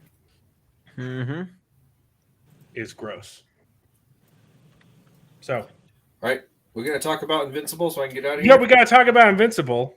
Can we talk about the prequel first? Because I only saw the prequel because I didn't have the time to watch the entire show, but I saw the prequel. Dude, watch season 1, man. Yeah, I'm gonna. Dude, it's good. I am gonna take off though, guys. I've got to take it off. See ya. Thanks for Go to Yeah, work. and I I'm haven't gonna- seen the yeah, prequel, but I've only I'm seen gonna season one. Whatever we want to write do. you an either way is email, fine. Corwin, about the video I'm trying to do because I'm really scared. So you better give me some advice. You guys Yeah. have each other's emails, so Send me an email and I'll answer it as soon as I get it. Yeah. Take your time, bro. It's for the Okay. next weekend. Yeah. All right. See you guys. see ya. Peace. Yeah, the prequel. So you watched the prequel and Jared didn't. No, I did. Another Jared. Sorry, Bearded didn't watch the prequel. What did I don't know. I'm curious yeah. I'm curious to hear your opinion on the prequel without having watched season 1. Yeah, I don't think you'd like it. exactly. I There's a lot there was a lot of context that you are missing. yeah. Is it though? Like, Yes. I understood most of the things. I mean, the things that I am going to focus on is specifically the origin story of Adam and Eve. I wanted to love it. I almost loved it, but there are things that I said not good enough. Specifically with her powers. Her powers are so freaking inconsistent. It makes no sense. She's supposed to control atoms. Okay, first of all, let's start with the beginning. You know, she sees molecules and stuff, right? Yeah. She sees the molecules and that's why she's a freaking genius. Which makes no sense that she's able to write the names of the molecules. That makes no sense. Like, you will be able to see the molecules, and you maybe will be able to determine that what they are. But writing the formulas, you know, the scientific formula without knowing freaking English, barely knowing how to read, that makes no sense. But like I understand she is supposed to be a gifted kid. Then the whole thing with the parents, the way they act is. Hold on. Uh-huh. I guess we got. So the context is David had another kid to get out of putting more content on his channel. That is. Oh, that's good. That's good. Low blow. I forgot I was muted, yeah. but I love David's response too. Low blow, but not entirely untrue. He acknowledged it, which is why Axel say what it says. Yeah, Yeah, go on. Yeah, the father's thing is nonsensical. That the guy is literally, no, she's a weirdo. She's a freak. No, I want her to die. It's so, I mean, not literally, but it's so like that wouldn't happen. Like, maybe if they come that part genuinely bothers me. It feels like really that part was got me written angry. by someone who grew up without a father. Literally, and give me really bother. The thing that will make more sense is when the mom, like the mom is nice most of the time, right? Obviously she tries to like calm down her husband by, you know, agreeing with him in some ways. But at the end, when she tells why can't you be normal, and she doesn't finish the sentence, right? And she starts crying, and then when she wants to get out of the house. That made sense because they build up the mom, and it's funny. That's probably right. They don't have a father, so they know more about the mother. So they build up the mother in a more realistic way, and the father is literally a freaking the dad.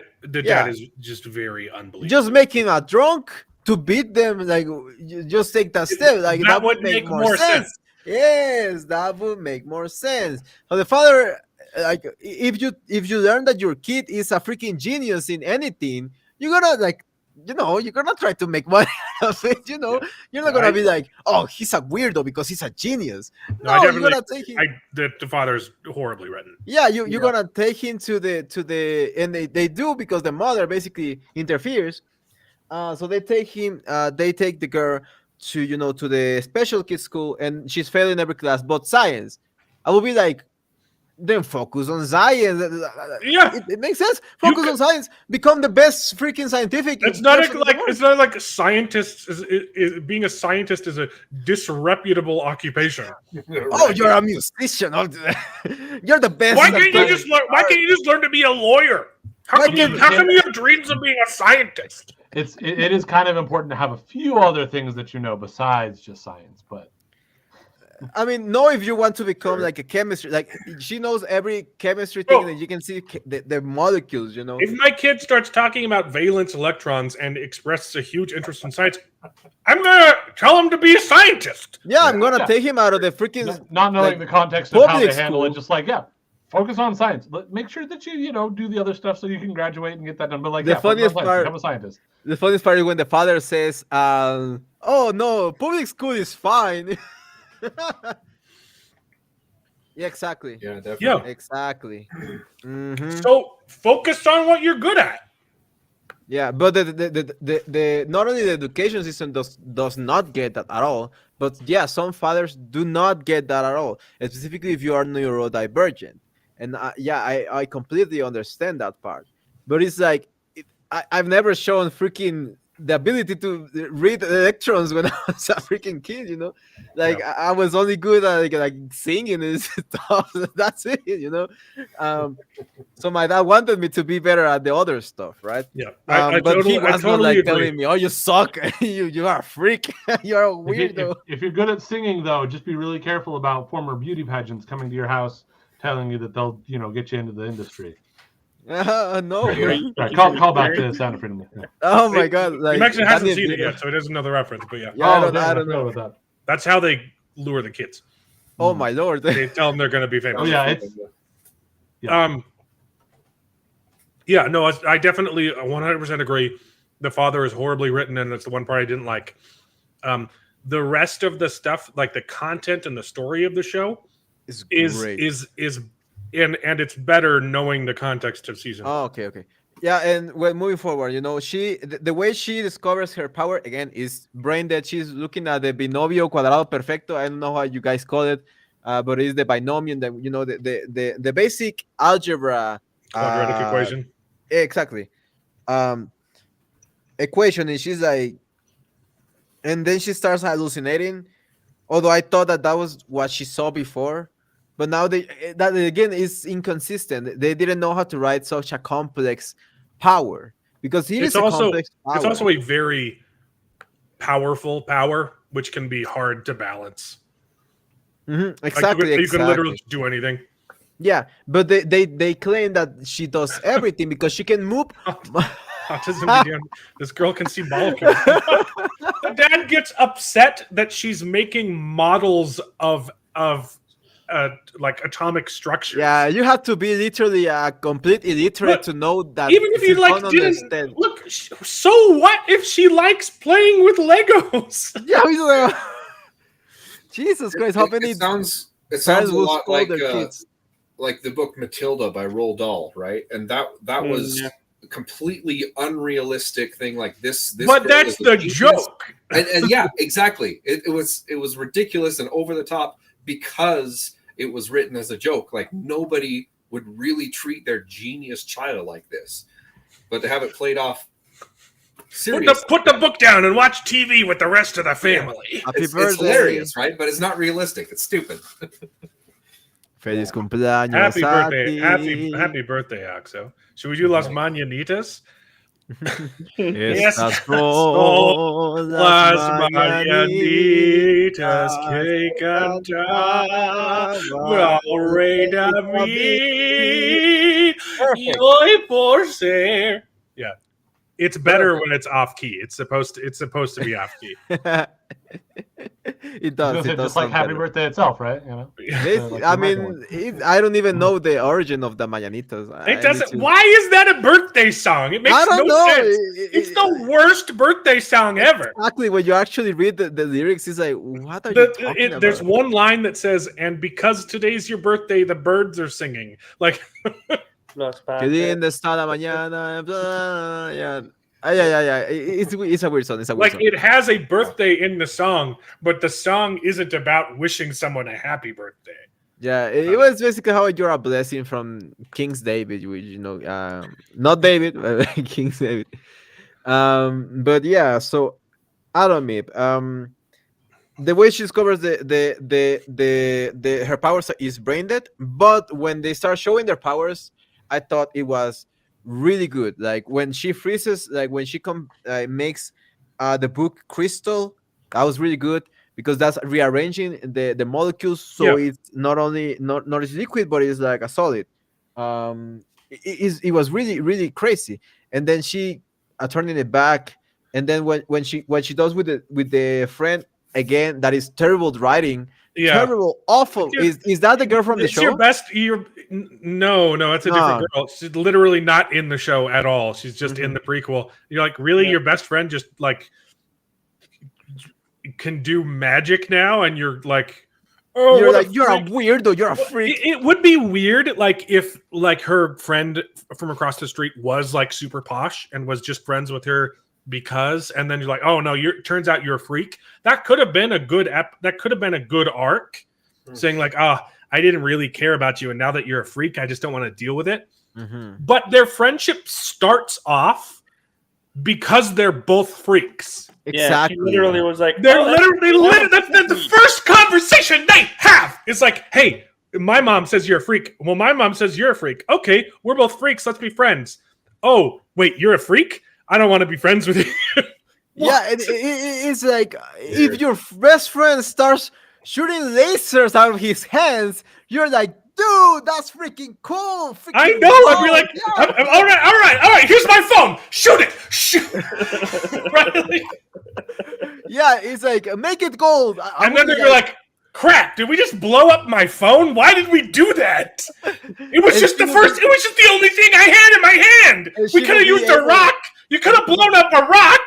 And because of her power, because she explains her, I can rearrange the molecules. I can create things out of nothing. I will be, give me some gold, baby. Give me some gold, right? Like, what? Okay, but then she leaves and like, I have to go with my family now, and she leaves. No, then she's alone, and then she finds this creepy guy when she started to mess with the squirrels.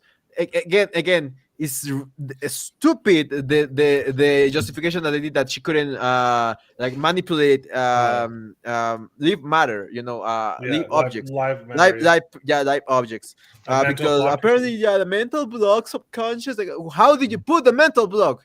You just birthed her. You just injected a couple of genes into her and mutated her, and then you gave birth to her. What the freak do you mean? Like, how did you put that? Did you put a chip? Like, how do you have a, did you hypnotize her? What? And it's like, it would be so funny. And this is an R-rated show, right? Yeah. It would have been so funny if she just tried to do something with the squirrel and just like blow it up. her. And the squirrel is like, kill me. And then that could have given her the mental block to not want to try again, instead of someone else just doing it. Exactly. But no, let's I became friends with the losers because I was a loser. Right? Yeah, me too. That's why that moment in the show is so, like, they literally bonded over both being weirdos. Yeah, and then later on in the episode, when she finds out that she actually is a weirdo, it not like she finds out that she's a superhero, and then it's like, I can't be friends with you because you're a freak. You're like, and maybe the other girl was the weirdo, like freaking crazy ass girl. But yeah, so they could have explained how it's way more difficult to convert, live, what is it, like, cosas vivas, live things, because of the fact that live organisms that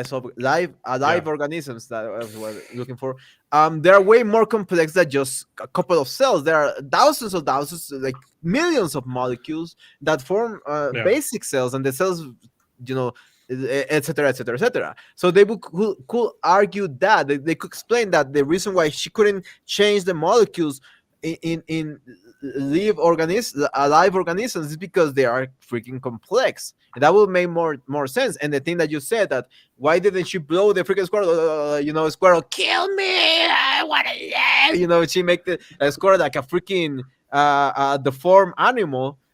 Like, why didn't that happen? It's an R-rated show. You could have done that, but no, whatever. It's like one of the greatest songs of all time. I love Creep, but I'm a creep. I'm a weirdo. You don't belong here. No, please stay. You belong here. You belong. And the rest of the show, she fights. No, she starts, practicing her powers Yeah. And she develops the ability to fly like that in 1 second. It's like Spider-Man fell so many times and broke his back, and my back, and this girl just figured out like in a night. I was like, I was saying like, please don't fall. Like I was scared for her when she was doing all these crazy things. I was like, please don't fall, please don't fall. And now she's projecting shields and things. Are you Green Lantern? I just Green Lantern. Green Lantern does not make that kinda. thing. Yeah, it's basically Green Lantern, but Green Lantern is way better explained because of the ring of the ring Yeah. that controls matter, not molecules. It's way different. um, so the thing with the powers are so inconsistent. Sometimes she can control unanimated objects. Sometimes she can't. The bad guys in the show are mostly made of unanimated objects. Like when she's fighting the first guy, that fight was so ridiculous. Like this girl can literally blow you, like create a atomic bomb out of nowhere. She wins. She's She like wins. She wins by punching. by plugging his gun. She could have just changed his gun into a hamburger. She could have just disappeared. Yeah, exactly. Change the gun into a hamburger, convert her entire arm in a noodle or something, a pool noodle or something like that. But no, she's starting to punch the guy. Yeah, You don't even punch. Like you haven't even trained fighting, so you wouldn't know how to punch properly. It makes no freaking sense. And she's fighting like Captain America with a shield later. Why? And yeah, she some reason forgot how to use her power, to make matter or transform the molecules. But she's doing like this crazy ass Green Lantern powers, Pink Lantern powers, where she like gets a shield and then flies with a shield and then pulls things with what are you pulling? Are you changing the molecules of air to be pink? It doesn't make any freaking sense. Literally, the powers don't make any sense, and that's what happens when the writers are not smart enough. When they come out with in the comics, probably there's a comic, right? Yeah. The power of Atomib is freaking insane. It's insanely complex. You have to take the time to actually start like reading basic chemistry, I guess, to actually understand her power. It will make more sense if I don't know if she made solid, matter that was air, then solid, then freeze it. Like I don't know. Her powers are brain dead. The thing with the kids, when the kid is like, "Oh, save me," you were the first one and you're the perfect one. It's a little over the top, yeah. A little over the top, yeah. I didn't love the prequel episode. I didn't hate it, but it felt. I wish it focused on different things. Like it wanted to make a sad story about how she's just abused and no one understands her, and she's sad, and that's it. And it really could have chosen to spend its time better. I think that there is a lot of good stuff in it. No, like I said, I like the episode. It needed focus. Like it needed a better arc, and it needed to tie what was happening to how she was feeling, right? And so, like, yeah, I get writing, so if you want to do it well, you can show how she's rejected and stuff, but then like finding superpowers, she finally finds something that makes her happy. But or if you wanted to do it a tragedy, you could find, she finds this release of, I'm finally free and I know who I am now. And then she gets into her first superhero fight and it's horrific and saying, oh no, even this isn't even bringing me happiness, right? Like you could do something like that, right? But there really wasn't a point. There wasn't a whole point to any of it really. And I didn't hate it. I don't regret watching it. I really don't think it added anything to the show. Well, and then there was that little bit at the end where it's like, and what was this guy doing the whole time? That was the best part. That was literally the best part. Is when they show you Invincible. Hey, I'm Duct Tape Man. I'm like, yeah, baby. I know, but still, you're like, and this had nothing to do with it though. It's like he just goes home to his family and he's angry. Yeah, I appreciate the idea of doing the prequel because like you don't know enough about Adam Eve like in the show. Yeah, but it just didn't. It really could have been so much better. Yeah, but I want to say that I love her character. Like herself alone, She's good. She's Like good. she's greatly written. She does what every girl with superpowers at 12 would do, literally. You know, they could have And explained the fact that she's like fighting with her fists instead of just destroying the guy.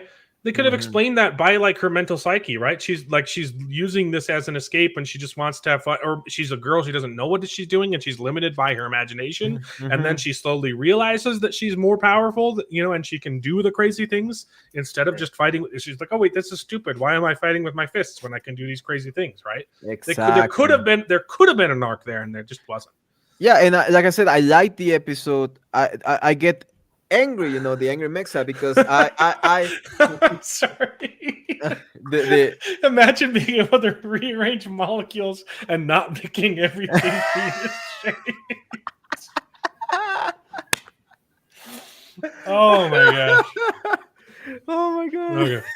Yeah. Yeah, I The love the episode, and I want the show is actually better, the right? show is way better. The show was really good. And I like Adam. Adam Eve. Adam Eve. I call her Adam and Eve. Adam Eve. That's I, the I, fun I one. like her as a character. Yeah. She's greatly designed. She has a great voice actress. The voice acting, by the way, in the voice acting, the show is amazing, amazing, It's amazing. really good. Amazing. The beginning when the war girl, like the one of the Avengers, the bootleg Avengers, he's Mhm. like saying like, "Oh, you are bad guys," and her voice is like, no, I mean the lizard lady, When the lizard lady is talking, I was like, "Wow, how do you do that? It's really hard to do that with your voice as a woman. It's really hard." Props to that voice actress too. Yeah, the animation was phenomenal. The fightings look really good, even if you didn't that you didn't care about the I was complaining about the actual powers. The animation was phenomenal. I never seen a show animated like that, for superhero shows. I've seen my Adventures with Superman, which is holy moly guacamole, one of the worst Ugh. shows I've seen in my entire life. It's bad. Yeah, when they oiled up Superman, when they are shooting lasers at him, and the lasers apparently are shooting oil, so he's like oily and all muscular when he comes out of that shootout. But yeah, the animation is perfect, and I'm just like ranting because I need to go and wash some dishes because my kitchen is Yeah. a mess. What Um, I don't know what Discord you're asking about. You talking about Angry Mex's Discord or the White Cloaks? Or are you referring to Discord as the word Discord? I'm not sure what you mean. damn technology using worst. Yep. I don't understand Discord myself. Yeah. Oh, I was. Yeah, I just. Yeah. Discord is a wild thing. But yeah, I liked the episode. Yeah, But what do you mean with yeah? Yeah, Angry Mexa. Yeah, put out your little link to your Discord. Oh, okay. Yeah. Let me check it out. Give me 1 second. Yeah, I don't have a Discord. I don't know how that works, but the White Cloaks are fun, and It's I just have another part of chat theirs. thing. Like, I mean, it can get weird and complicated with some of the different ways that you put things, roles, and I'm an old channels and man. Okay. stuff. But yeah, I don't get what you youths are doing. Anyway, I'm super excited for you to watch season 1. I'm gonna as soon as I can. Yeah, but I prefer to get on time with the Star Trek. Yeah. But yeah, we got to talk after you watch season 1 because there's something special about someone's first introduction. Maybe just call me after the first episode, baby. Yeah. Once you're done with episode 1, you're gonna want to talk, and it's fun. Yeah, let's get it. But you Let's do it. probably want to leave before we talk about Yeah, it's season gonna 1. Yeah. That's what I wanted, just to rant about it. Rant a little bit about the show. Yeah. I love the episode again. I love Adam Eve as a character. I want Could to have watch. been better, but Yeah, could have been better. But I think that herself and the guy and the father figure that she has, I think that story was done better than the rest of the show. Him being again, it was weird, badly written, mostly, a missed opportunity overall. but the fighting were freaking awesome, and I just want to watch how she fights when she's an adult. Yeah. Yeah. Yeah. So yeah, it was good seeing you guys. I'm really dehydrated, but I cannot go outside for a drink because it's tonight. It's too late at night, and I don't want to get Mexican. Yeah, you be careful. Yeah. I'm going to just drink a lot of water as much as I can, because of the diarrhea like my tacos cause me. Freaking goddamn tacos. Um, and see you guys in the next week. Watch out the video I just put out. It's doing well, so a comment always helps boosting the algorithm. So yeah, just check it out. It's a fun little video I made about Rachel Zegler being a gringa. And yeah, let's hope to see how it does because YouTube has been doing me dirty for the last weeks, even though I've been putting more work than everything. Yeah, sometimes it does that. My YouTube video got like 10 views of my music video. So yeah, it's a good one. It's a good one. Yeah, I love that. I was waiting for it and for the full version. It's great. I want to go. Yeah, I want to go to Washington, even though it's a blue state. So yeah. I mean, Washington D.C. is not a state. Washington D.C. is just like, a D.C., a district. Yep. Mhm. It's all about the museums, baby. Yeah, but see you guys in the next one. See you next week. Yeah. Yeah, I've got to get going here soon too, but I would like to give you my thoughts on season 1. Yeah. Once can talk about spoilers. Spoilers, by the way. Yeah, spoilers if you haven't seen season 1 of Invincible. So I'll give you my real quick thoughts and then I'll jump off. I really absolutely loved Invincible. I'm not familiar with the source material. I want to get it eventually and read it. But watching the first episode, it was like, okay, this is standard run-of-the-mill, superhero stuff. It was good. I liked it.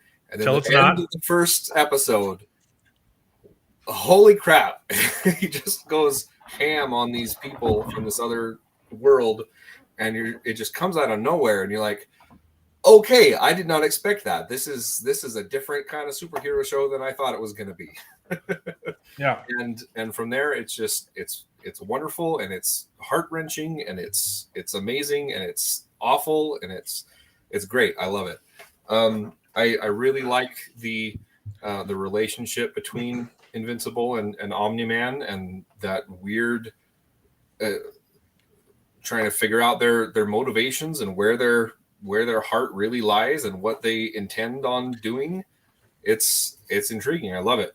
I also really, really like the little comedic banter with the alien that he meets off in space, and he just like talks to mentally on that planet while holding his breath the whole time.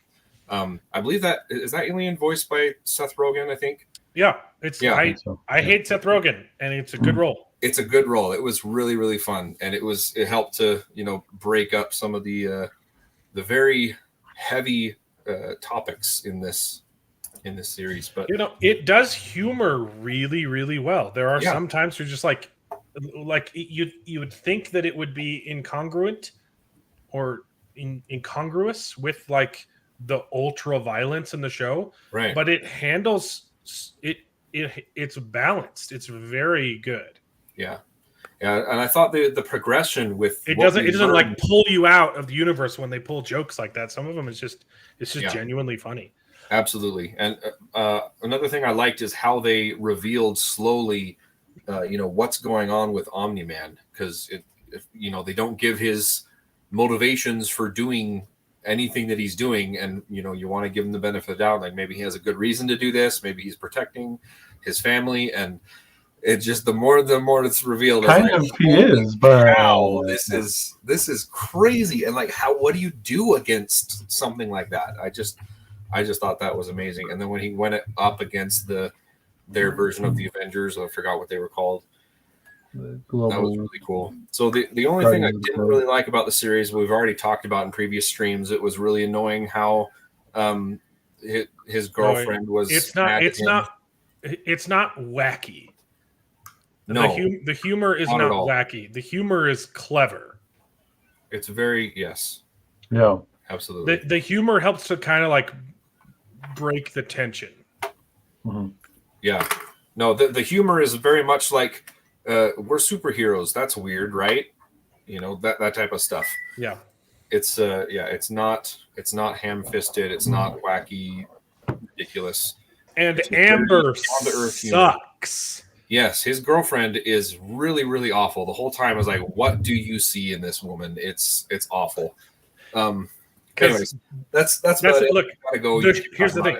The show is better than the comics, except with Amber. Like the show makes it longer. The comics kind of jumps the gun and just gets with the reveals like right away, and you're like, okay, the show gives you time to start liking these characters, gives them gives them backstories and gives them feeling, and then kills them all. And so you're like, it's done better in the show. It's more effective, right? Except for freaking Amber. Yeah, and that's the point. She's race swapped. Mm-hmm. She's race swapped. She's it's another redhead erasure. Okay, or no. I think she's blonde. She's race swapped, and that's the thing. If you're gonna do an inclusion and then just make the character sucky, it kind of like it undercuts you. It undercuts the whole thing. Okay. Exactly. In the comic, look, the worst part, like I understand being like annoyed with your boyfriend because he keeps showing up late, but the fact that she reveals, no, I've known this whole time, and I've just been gaslighting you this whole time. Yeah. And the only reason I'm upset is because you don't want to tell me your deepest, darkest secret that could literally destroy lives if you told me. I'm not, it literally ruins her only reason for being upset. Right. Was that he was late. And now she knew the whole time and was still making him feel terrible. Yeah. She is literally the worst human being on earth.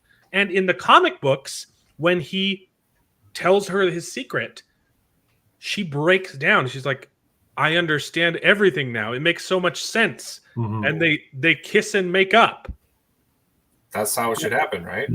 I'm actually like, I will say, like, it is interesting that it's a different take on the idea of like how you deal with like the secret identity issue of that with her feeling like, you know, I don't know. I feel like there's at least room for some of the concepts there, even if like the idea of gaslighting him, just making him feel terrible about it this whole time, and I'm being upset at the thing that she already did understand and knew what the problem was.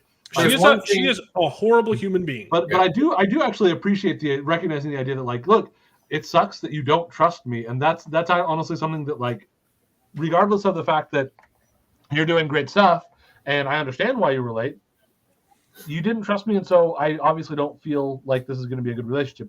I think it could be done well. I don't know. I didn't necessarily mind it as much, but I do. I don't disagree. It could have been done well. Yeah. It wasn't. Yeah.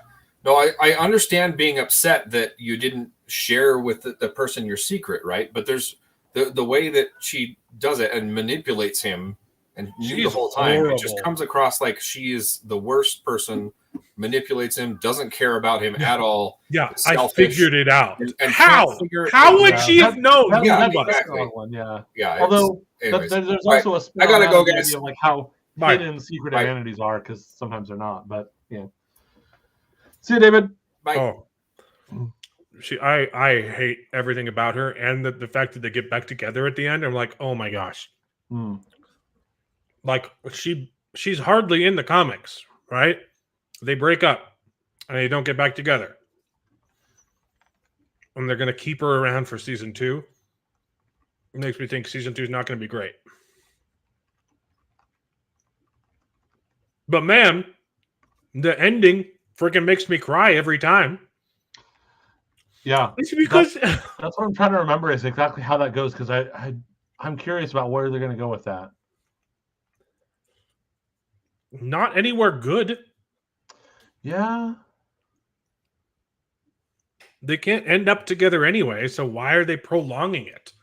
No, sorry, I'm talking about the ending with Mark and Nolan, with Mark and Omni-Man. Oh. Yeah, I assume that's what you were talking about when you said the ending makes you cry.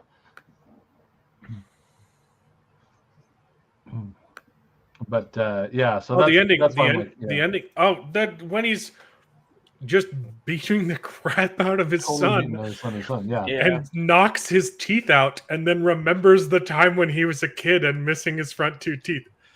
Except that he punched them out. He's the one that punched him. Yeah, and it's like dark, the stupid line, like after thousands of years when everyone will be dead, what will you have then? I still have you, Dad. Like, it's good. So good. So I'm curious to see where they're going to go with that. That's what I'm talking about.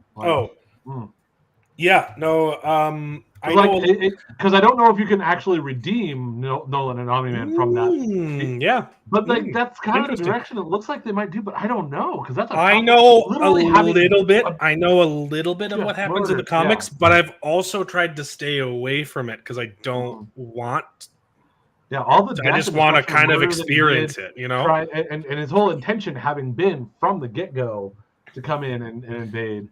And they're clearly trying to play into is it possible for this character to ever be redeemed, or he definitely it hints definitely that he's doubting his position and might change, but how on earth do you come back from honestly all of that? I'm definitely interested. Yeah. Well, and I think just how they're doing. I mean, how the whole season was. You basically you have this hope, and then you're let down every time. I think it's gonna continue in that same. Nobody likes Amber. Yeah. I don't know. I'm she was great. She was great in the comics. Yeah. I think that our best option for redeeming Nolan is a Vader style redemption where. Like he does something heroic that means like he dies, sacrifice himself, right? So we can look back on it and he figured it out in the end. Because in the same way that if he I'm sorry, and he comes in and saves the day, and he's still alive somehow, then you're like, well, how do you handle this? That would be interesting. That would be interesting. Things, now that they've kind of redeemed themselves, how do you where do you put that? Because it's the same. It'd be an interesting thing to think about. What if Vader survived the second Death Star? How would the galaxy have handled this monster that just destroyed tons of things in the galaxy? Even though he did destroy the Emperor in the end, and this is Luke's dad, so he, I don't know how you. It would be fun. It would be interesting to explore, and I'm looking forward to it. It absolutely I wonder if they do kind of like what they did with the first episode, where he literally destroyed the whole team, and then feigned his injury, and they're like, he's the only one that survives. I wonder if they'll do something like that, where initially he fakes it, and he's like, oh yeah, no, I'm still good. Yeah. Because who all knows at this point? Not a ton. It's been a while. I was looking at it just now because I'm like, how long ago did this freaking show come out? And it was 2021.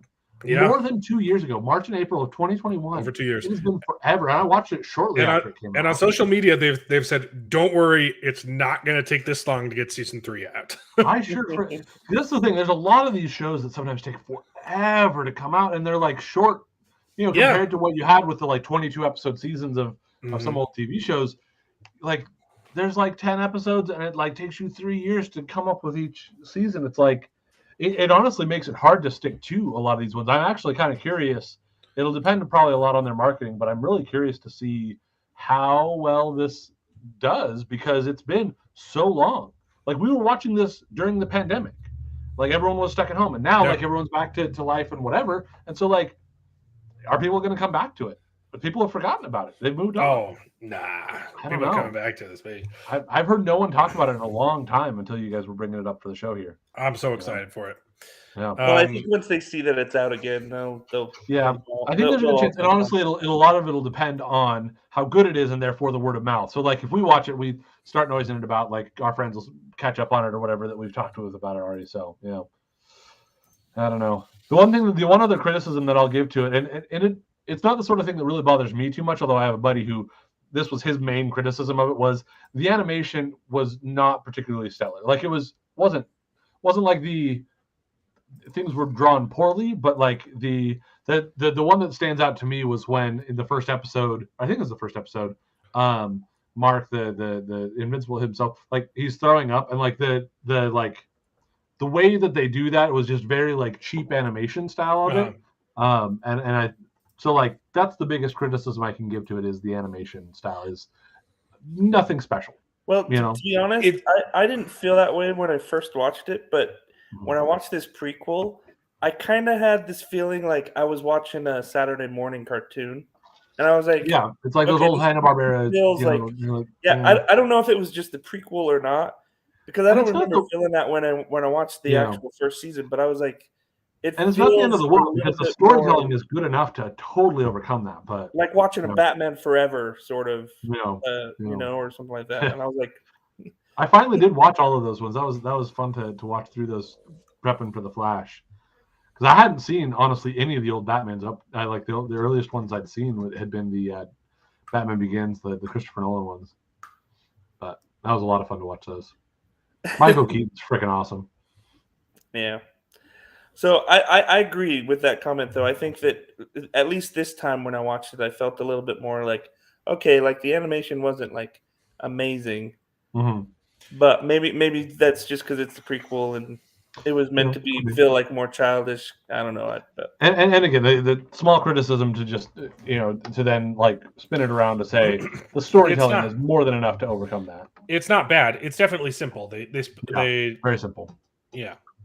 Well, I think then too. I don't remember exactly when it was that Arcane came out. Like very, very different things, because this is a much more 2D animated style as opposed to Arcane, which is that CG 3D. But like you then contrast it with something like Arcane, and just like, oh wow, that's freaking amazing. I wish there was more 2D animation. Like the Arcane is looking great, but I hate that it's led to a bunch of companies just doing like 3D stuff that's just garbage. It's not as good, because Arcane's was really, really good. Yeah, so November 2021. So 6 months later, that they came out with Arcane. So it's like, yeah, good stuff there. But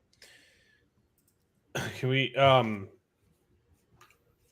don't even want to talk about the article because I hate. Yeah, the race swapping is stupid. Okay, but yeah. Here's it almost has a point there, but it's still like, yeah, okay, so like, yeah. Yeah, no, I agree that you're dumb. Sure. But just do it well. Like, it's fine if she would have been a good character, but like, look, this is in the comic books. See, I'm invincible. My costume got ripped up. So you aren't a drug dealer. That makes me so happy. My boyfriend is a superhero and I love him. So great. Yeah.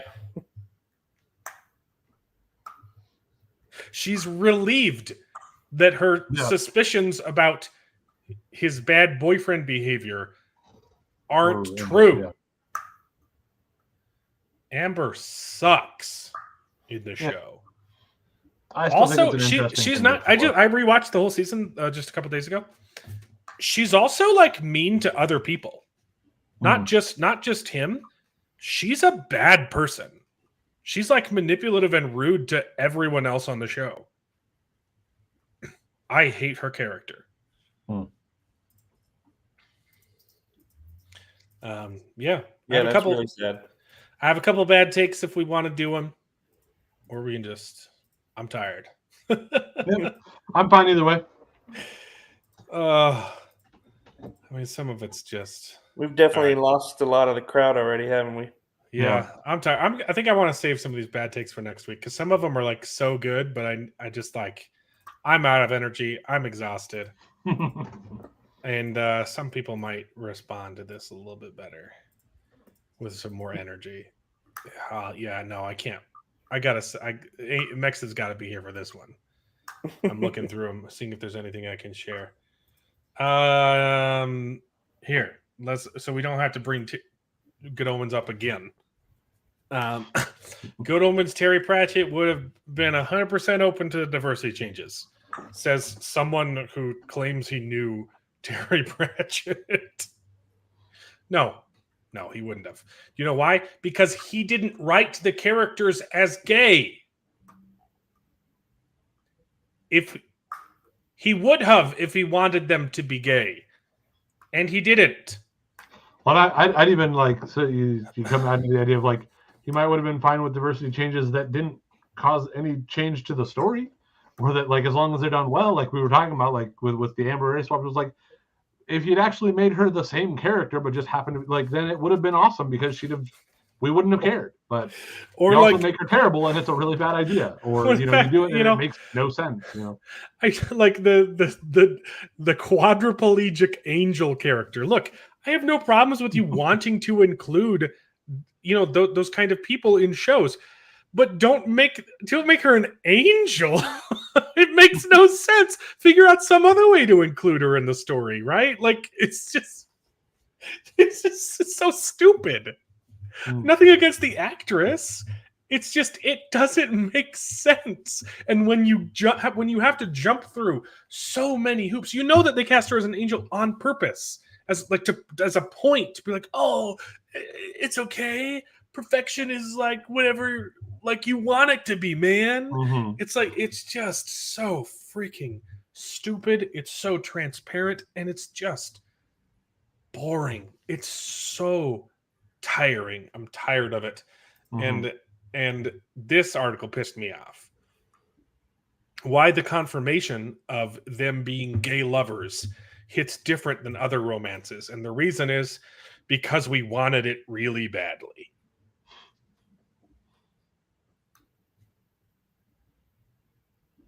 That's it. Because crazy psychopath fans have been shipping them for so long. It's literally just a handful of I was going to say, like, none of this is unique anyway. Like there's tons of other places where people have wanted to ship different characters and whatever, and it's like that's nothing different. It's not getting different than other romances. It makes you look dumb. Okay, if this is what's important to you, it's so stupid. Also, it completely ruins their friendship. It ruins all of their chemistry. It doesn't make sense that they're gay lovers now. It's retarded. Anyway, it's also really interesting because I hear from some people like, oh, men need to be okay with men, like just regular like platonic friendship like between men, and it's like maybe a little bit more tender than the like gruff manliness, and it's like, well, why don't you like have some of those things that are non-romantic relationships? Why don't you give us one then? Why don't you do that? Huh? Why do you insist on the reverse version of the like, oh, it's the stereotypical thing? Yeah, if like they were doing this for nice, they must be gay. There's no way to be straight if they're kind and nice. Falcon and the Winter Soldier, everyone's like, oh man, how come you didn't make them gay? And you're like, because they're friends, you idiots. That's what I hated. I mean, that was like one of my least favorite parts. I mean, there's the problems with it's not just gay relationships. Okay, talk about the problems with the final season of not the Wheel of Time, Game of Thrones. The fact that they have Jaime and Brienne of Tarth. It's Jaime, right? I think so. Jaime. I haven't seen it, but it's the brother. Twins, yeah, right? the prince, the missing hand guy is Jaime, right? Jaime Lannister. Yeah. The fact that they have him bang Brienne of Tarth and then just leave, I hated that so much because that was one of the best parts of the show and the books was their friendship and how they were just platonic friends. And then they're like, oh no, we're going to make him bang. And then he's going to walk out on her and then go back to his sister in the next episode. And you're like, well, then why did they bang if he was still in love with his sister? When it was literally just fan service. And doubling down. It was because there were fans that wanted them to bang. It's like, okay, let's make him bang. But then he's gonna leave. And then double down on the so dumb. Like people can just be friends. It's okay. Well, and the thing with this whole Good Omens thing is like, I mean, I don't mind that they made them homosexual or anything like that, but like the way that they did it was the thing that frustrated me. You finally finished watching? Oh, I finished watching it forever ago. Oh, did we? Because And no one else. You just weren't here last week, were you? Yeah, I just didn't get on. Okay, I was like, Sorry. I was the only one. No one else, literally, no one else finished watching the show, and I was like, how am I supposed to talk about this? No one did their homework. I'm like, I don't blame you. I didn't want to keep watching, but Sorry, man. Yeah, I I need someone to talk to about it. Yeah, but that's the thing. Hold on, but before Mark Clark, Lightbringer is next week. We're talking Lightbringer next week, and we'll segment it. We'll segment it by book, and try not to spoil everything. I'm going to have a lower third. I'm going to have a Chiron ticking the whole time, so we know what book we're spoiling. Okay, I'm gonna have to get up. Yeah, you're going to have to be here next week, Jared. Well, I gotta recap those. I mean, I went through the first book and I was like, oh yeah, okay, I remember the first book. But just read the wiki, just like a summary of each one. Then I'm gonna have to reread it because they're all kind of sticking together now because I read 5 books in 5 weeks. But they're differentiating, they're super good. But there's a couple things I was like, wait, was that 2 or 3? Yeah, so, exactly. Hey, there's no shame in reading recaps, okay? Okay. No. Your point was the way that they made them. Do you have to go? No. I was just thinking about planning for weeks because I'm Well, so really, I think it's just like the way that they did it. That it wasn't even their choice. It was literally the lesbian couple say, "Hey, how come you guys aren't banging? I'm pretty sure you guys should bang." And then Crowley's like, "Oh yeah, I am in love." Dumb. And then he kisses him, and you're like, look, if you're gonna do it, you're not even gonna make it like a choice that they make. They figure out it's being forced. It's being like shoved down. Like, hey, you should go be gay. Oh, okay, I'll do that then. Yeah. It was definitely weird, and then the whole thing that I just thought the whole season was weird because literally they had it all just being surrounded around this elusive relationship that they wanted to keep secret, basically. And so the finale is basically them revealing, "Oh, we did this so that you guys wouldn't find out about our relationship as Gabriel and Beelzebub." Oh my gosh! And the whole plot of the show was that you didn't want people to find out, but then the point of the show is that everyone finds out, and then what was the point of any of it? Which, by the way, I called the fly. I knew it was the fly. Yeah, because it obviously was. Everyone knew it. But yeah, so anyways, kind of back to the topic. I think that that's the thing. I mean, these are conversations. I mean, these guys have been interacting probably for hundreds, thousands of years. So I mean, for a relationship like that to develop, sure, maybe they write it into the thing, but the way that they did it, I was just it's dumb. It just comes out of nowhere. It was very forced. The kiss at the end was I talk with a lot of people that I don't want to bang. Jared and I have been friends our entire lives, and I have no interest in banging him. Okay. Other Jared, I've known for like a year. Have I known you for like a year now? I don't want to. I talk to him literally once a week, and I don't want to bang him. Okay. With this beard, are you sure? Yeah, but so anyway, I think that's what really pushed me away for that, because I was like, okay, sure, maybe you guys. And it wasn't. It was just that everything was cringe too, though. It was the gay Aziraphale and Crowley was cringy. The lesbians were cringy, and then the stupid Beelzebub and Gabriel was just ultra cringy. You're just like, weird. What is this show?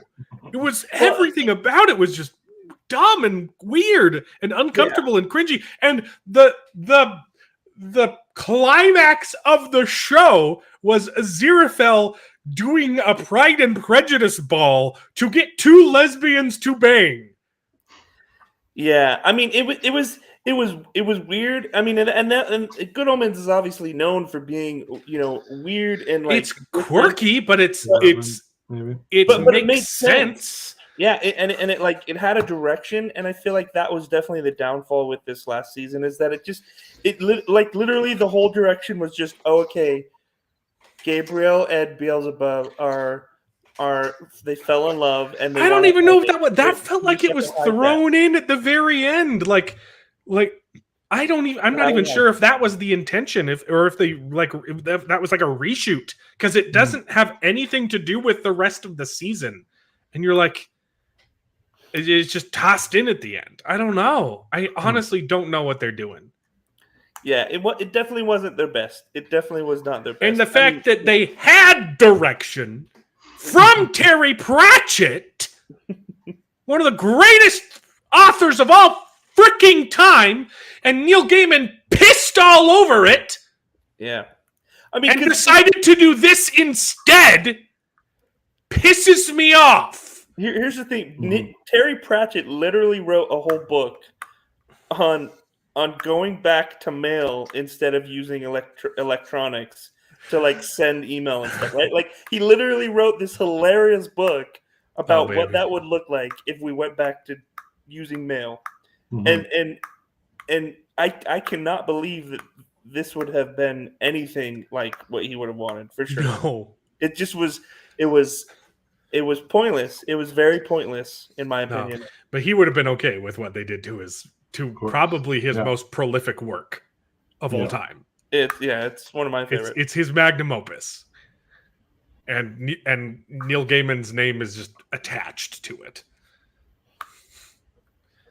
I hate Neil Gaiman for what he's done. Like you cannot say it's not nefarious. It's just. Come on, man. And I was gonna read one of your books. I'd planned on it.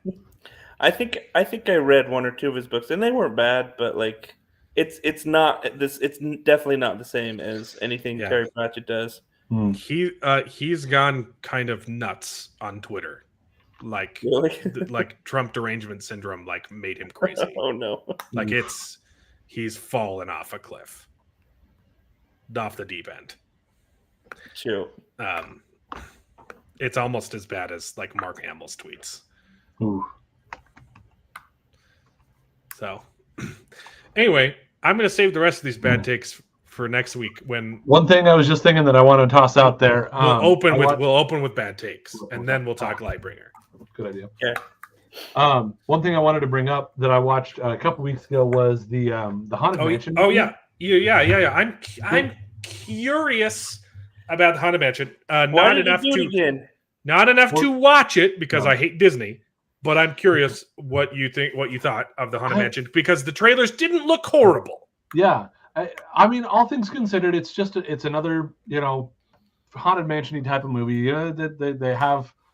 Wait, is there a mansion that's haunted in it? And it's haunted. My gosh! But actually, there was a bit that I put spoilers in the comments before you say something like that.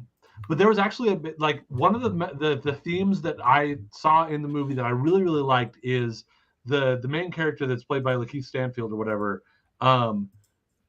He's struggling with his own stuff and dealing with stuff, but he interacts with Rosario Dawson and her son, and he's kind of coming in and doing stuff to try to help him out with the Haunted Mansion. But I really enjoyed seeing him stepping into a father figure role in a really positive way that I thought like I really actually like this message, because in the situation you got Rosario Dawson and her kid, and there's night Jacob.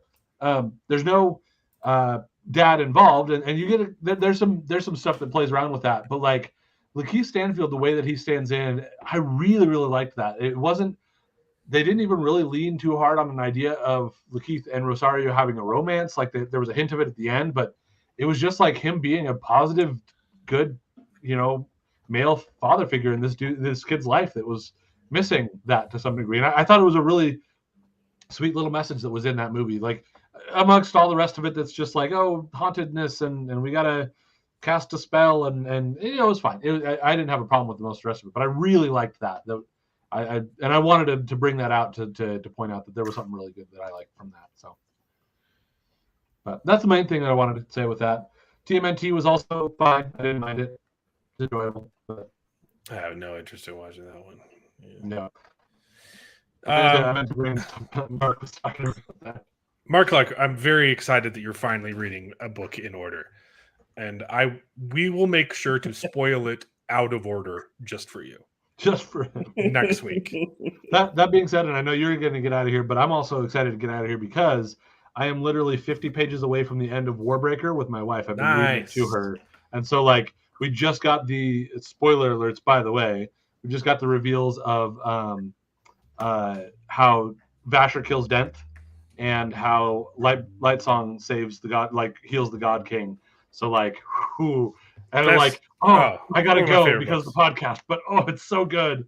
Oh, such great twist. Such a good book. That's the best. That's my favorite moment where when Lightsinger his Light Song, his arc is like, yeah, he's my favorite character Brandon's ever written, and then his ending is just like, oh, I am a god, and then dies. Light Song's fantastic. And, oh man, I'm somebody who like familial things like the stuff with Light Song and Larimar, they'll get to me, and so like I really had to work hard to control my emotions the first couple of times you have Light Song getting the visions of Larimar's daughter, and the way that Light Song reacts, and I'm just like, oh, I don't want to spoil this reveal at all. I need to like keep this together so I don't give that away. Oh, it's so good. I will say I've had friends that like they've pointed out how they really have problems with the like Sander Lanch or the those friends are dum dums. They are. That being said, I now this like 10th time that I've read through the book, I'm like, okay, to be fair, there's a lot of like build up, and it just like all happens all at once. And I'm like, it's awesome reveals, great stuff. I now can understand the criticism that I wasn't really paying any attention to before, while still absolutely loving the fact that it all just like Sander Valanche's all at once. It was awesome. Yeah. So anyway, I got to go so I can do that, so I can finish. Yeah. Literally my favorite book. So go read it.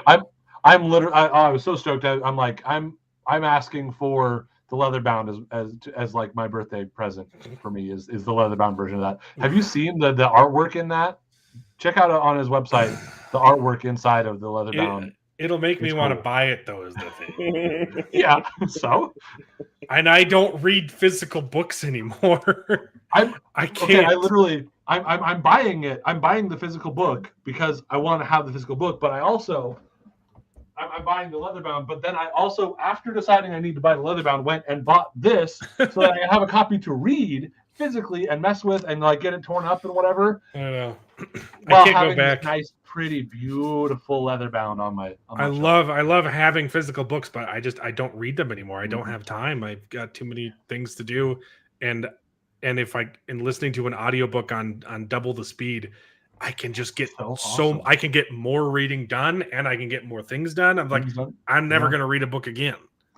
I am feeling the same way, and it makes me incredibly sad. But I also but it also makes me happy because I get to read more books. So screw them, screw everybody. Right now, I'm going through Chronicles of Narnia. Actually, that's been fun. First time or reread? I know I've read some of them before. Yeah, but you never finished. And I don't think I finished all of them. I, of course, am listening to them all after having, last time I was out visiting David, found this, which once again, I'm like, hey, I have a physical book that I'm probably never going to read, but I have it. Beautiful.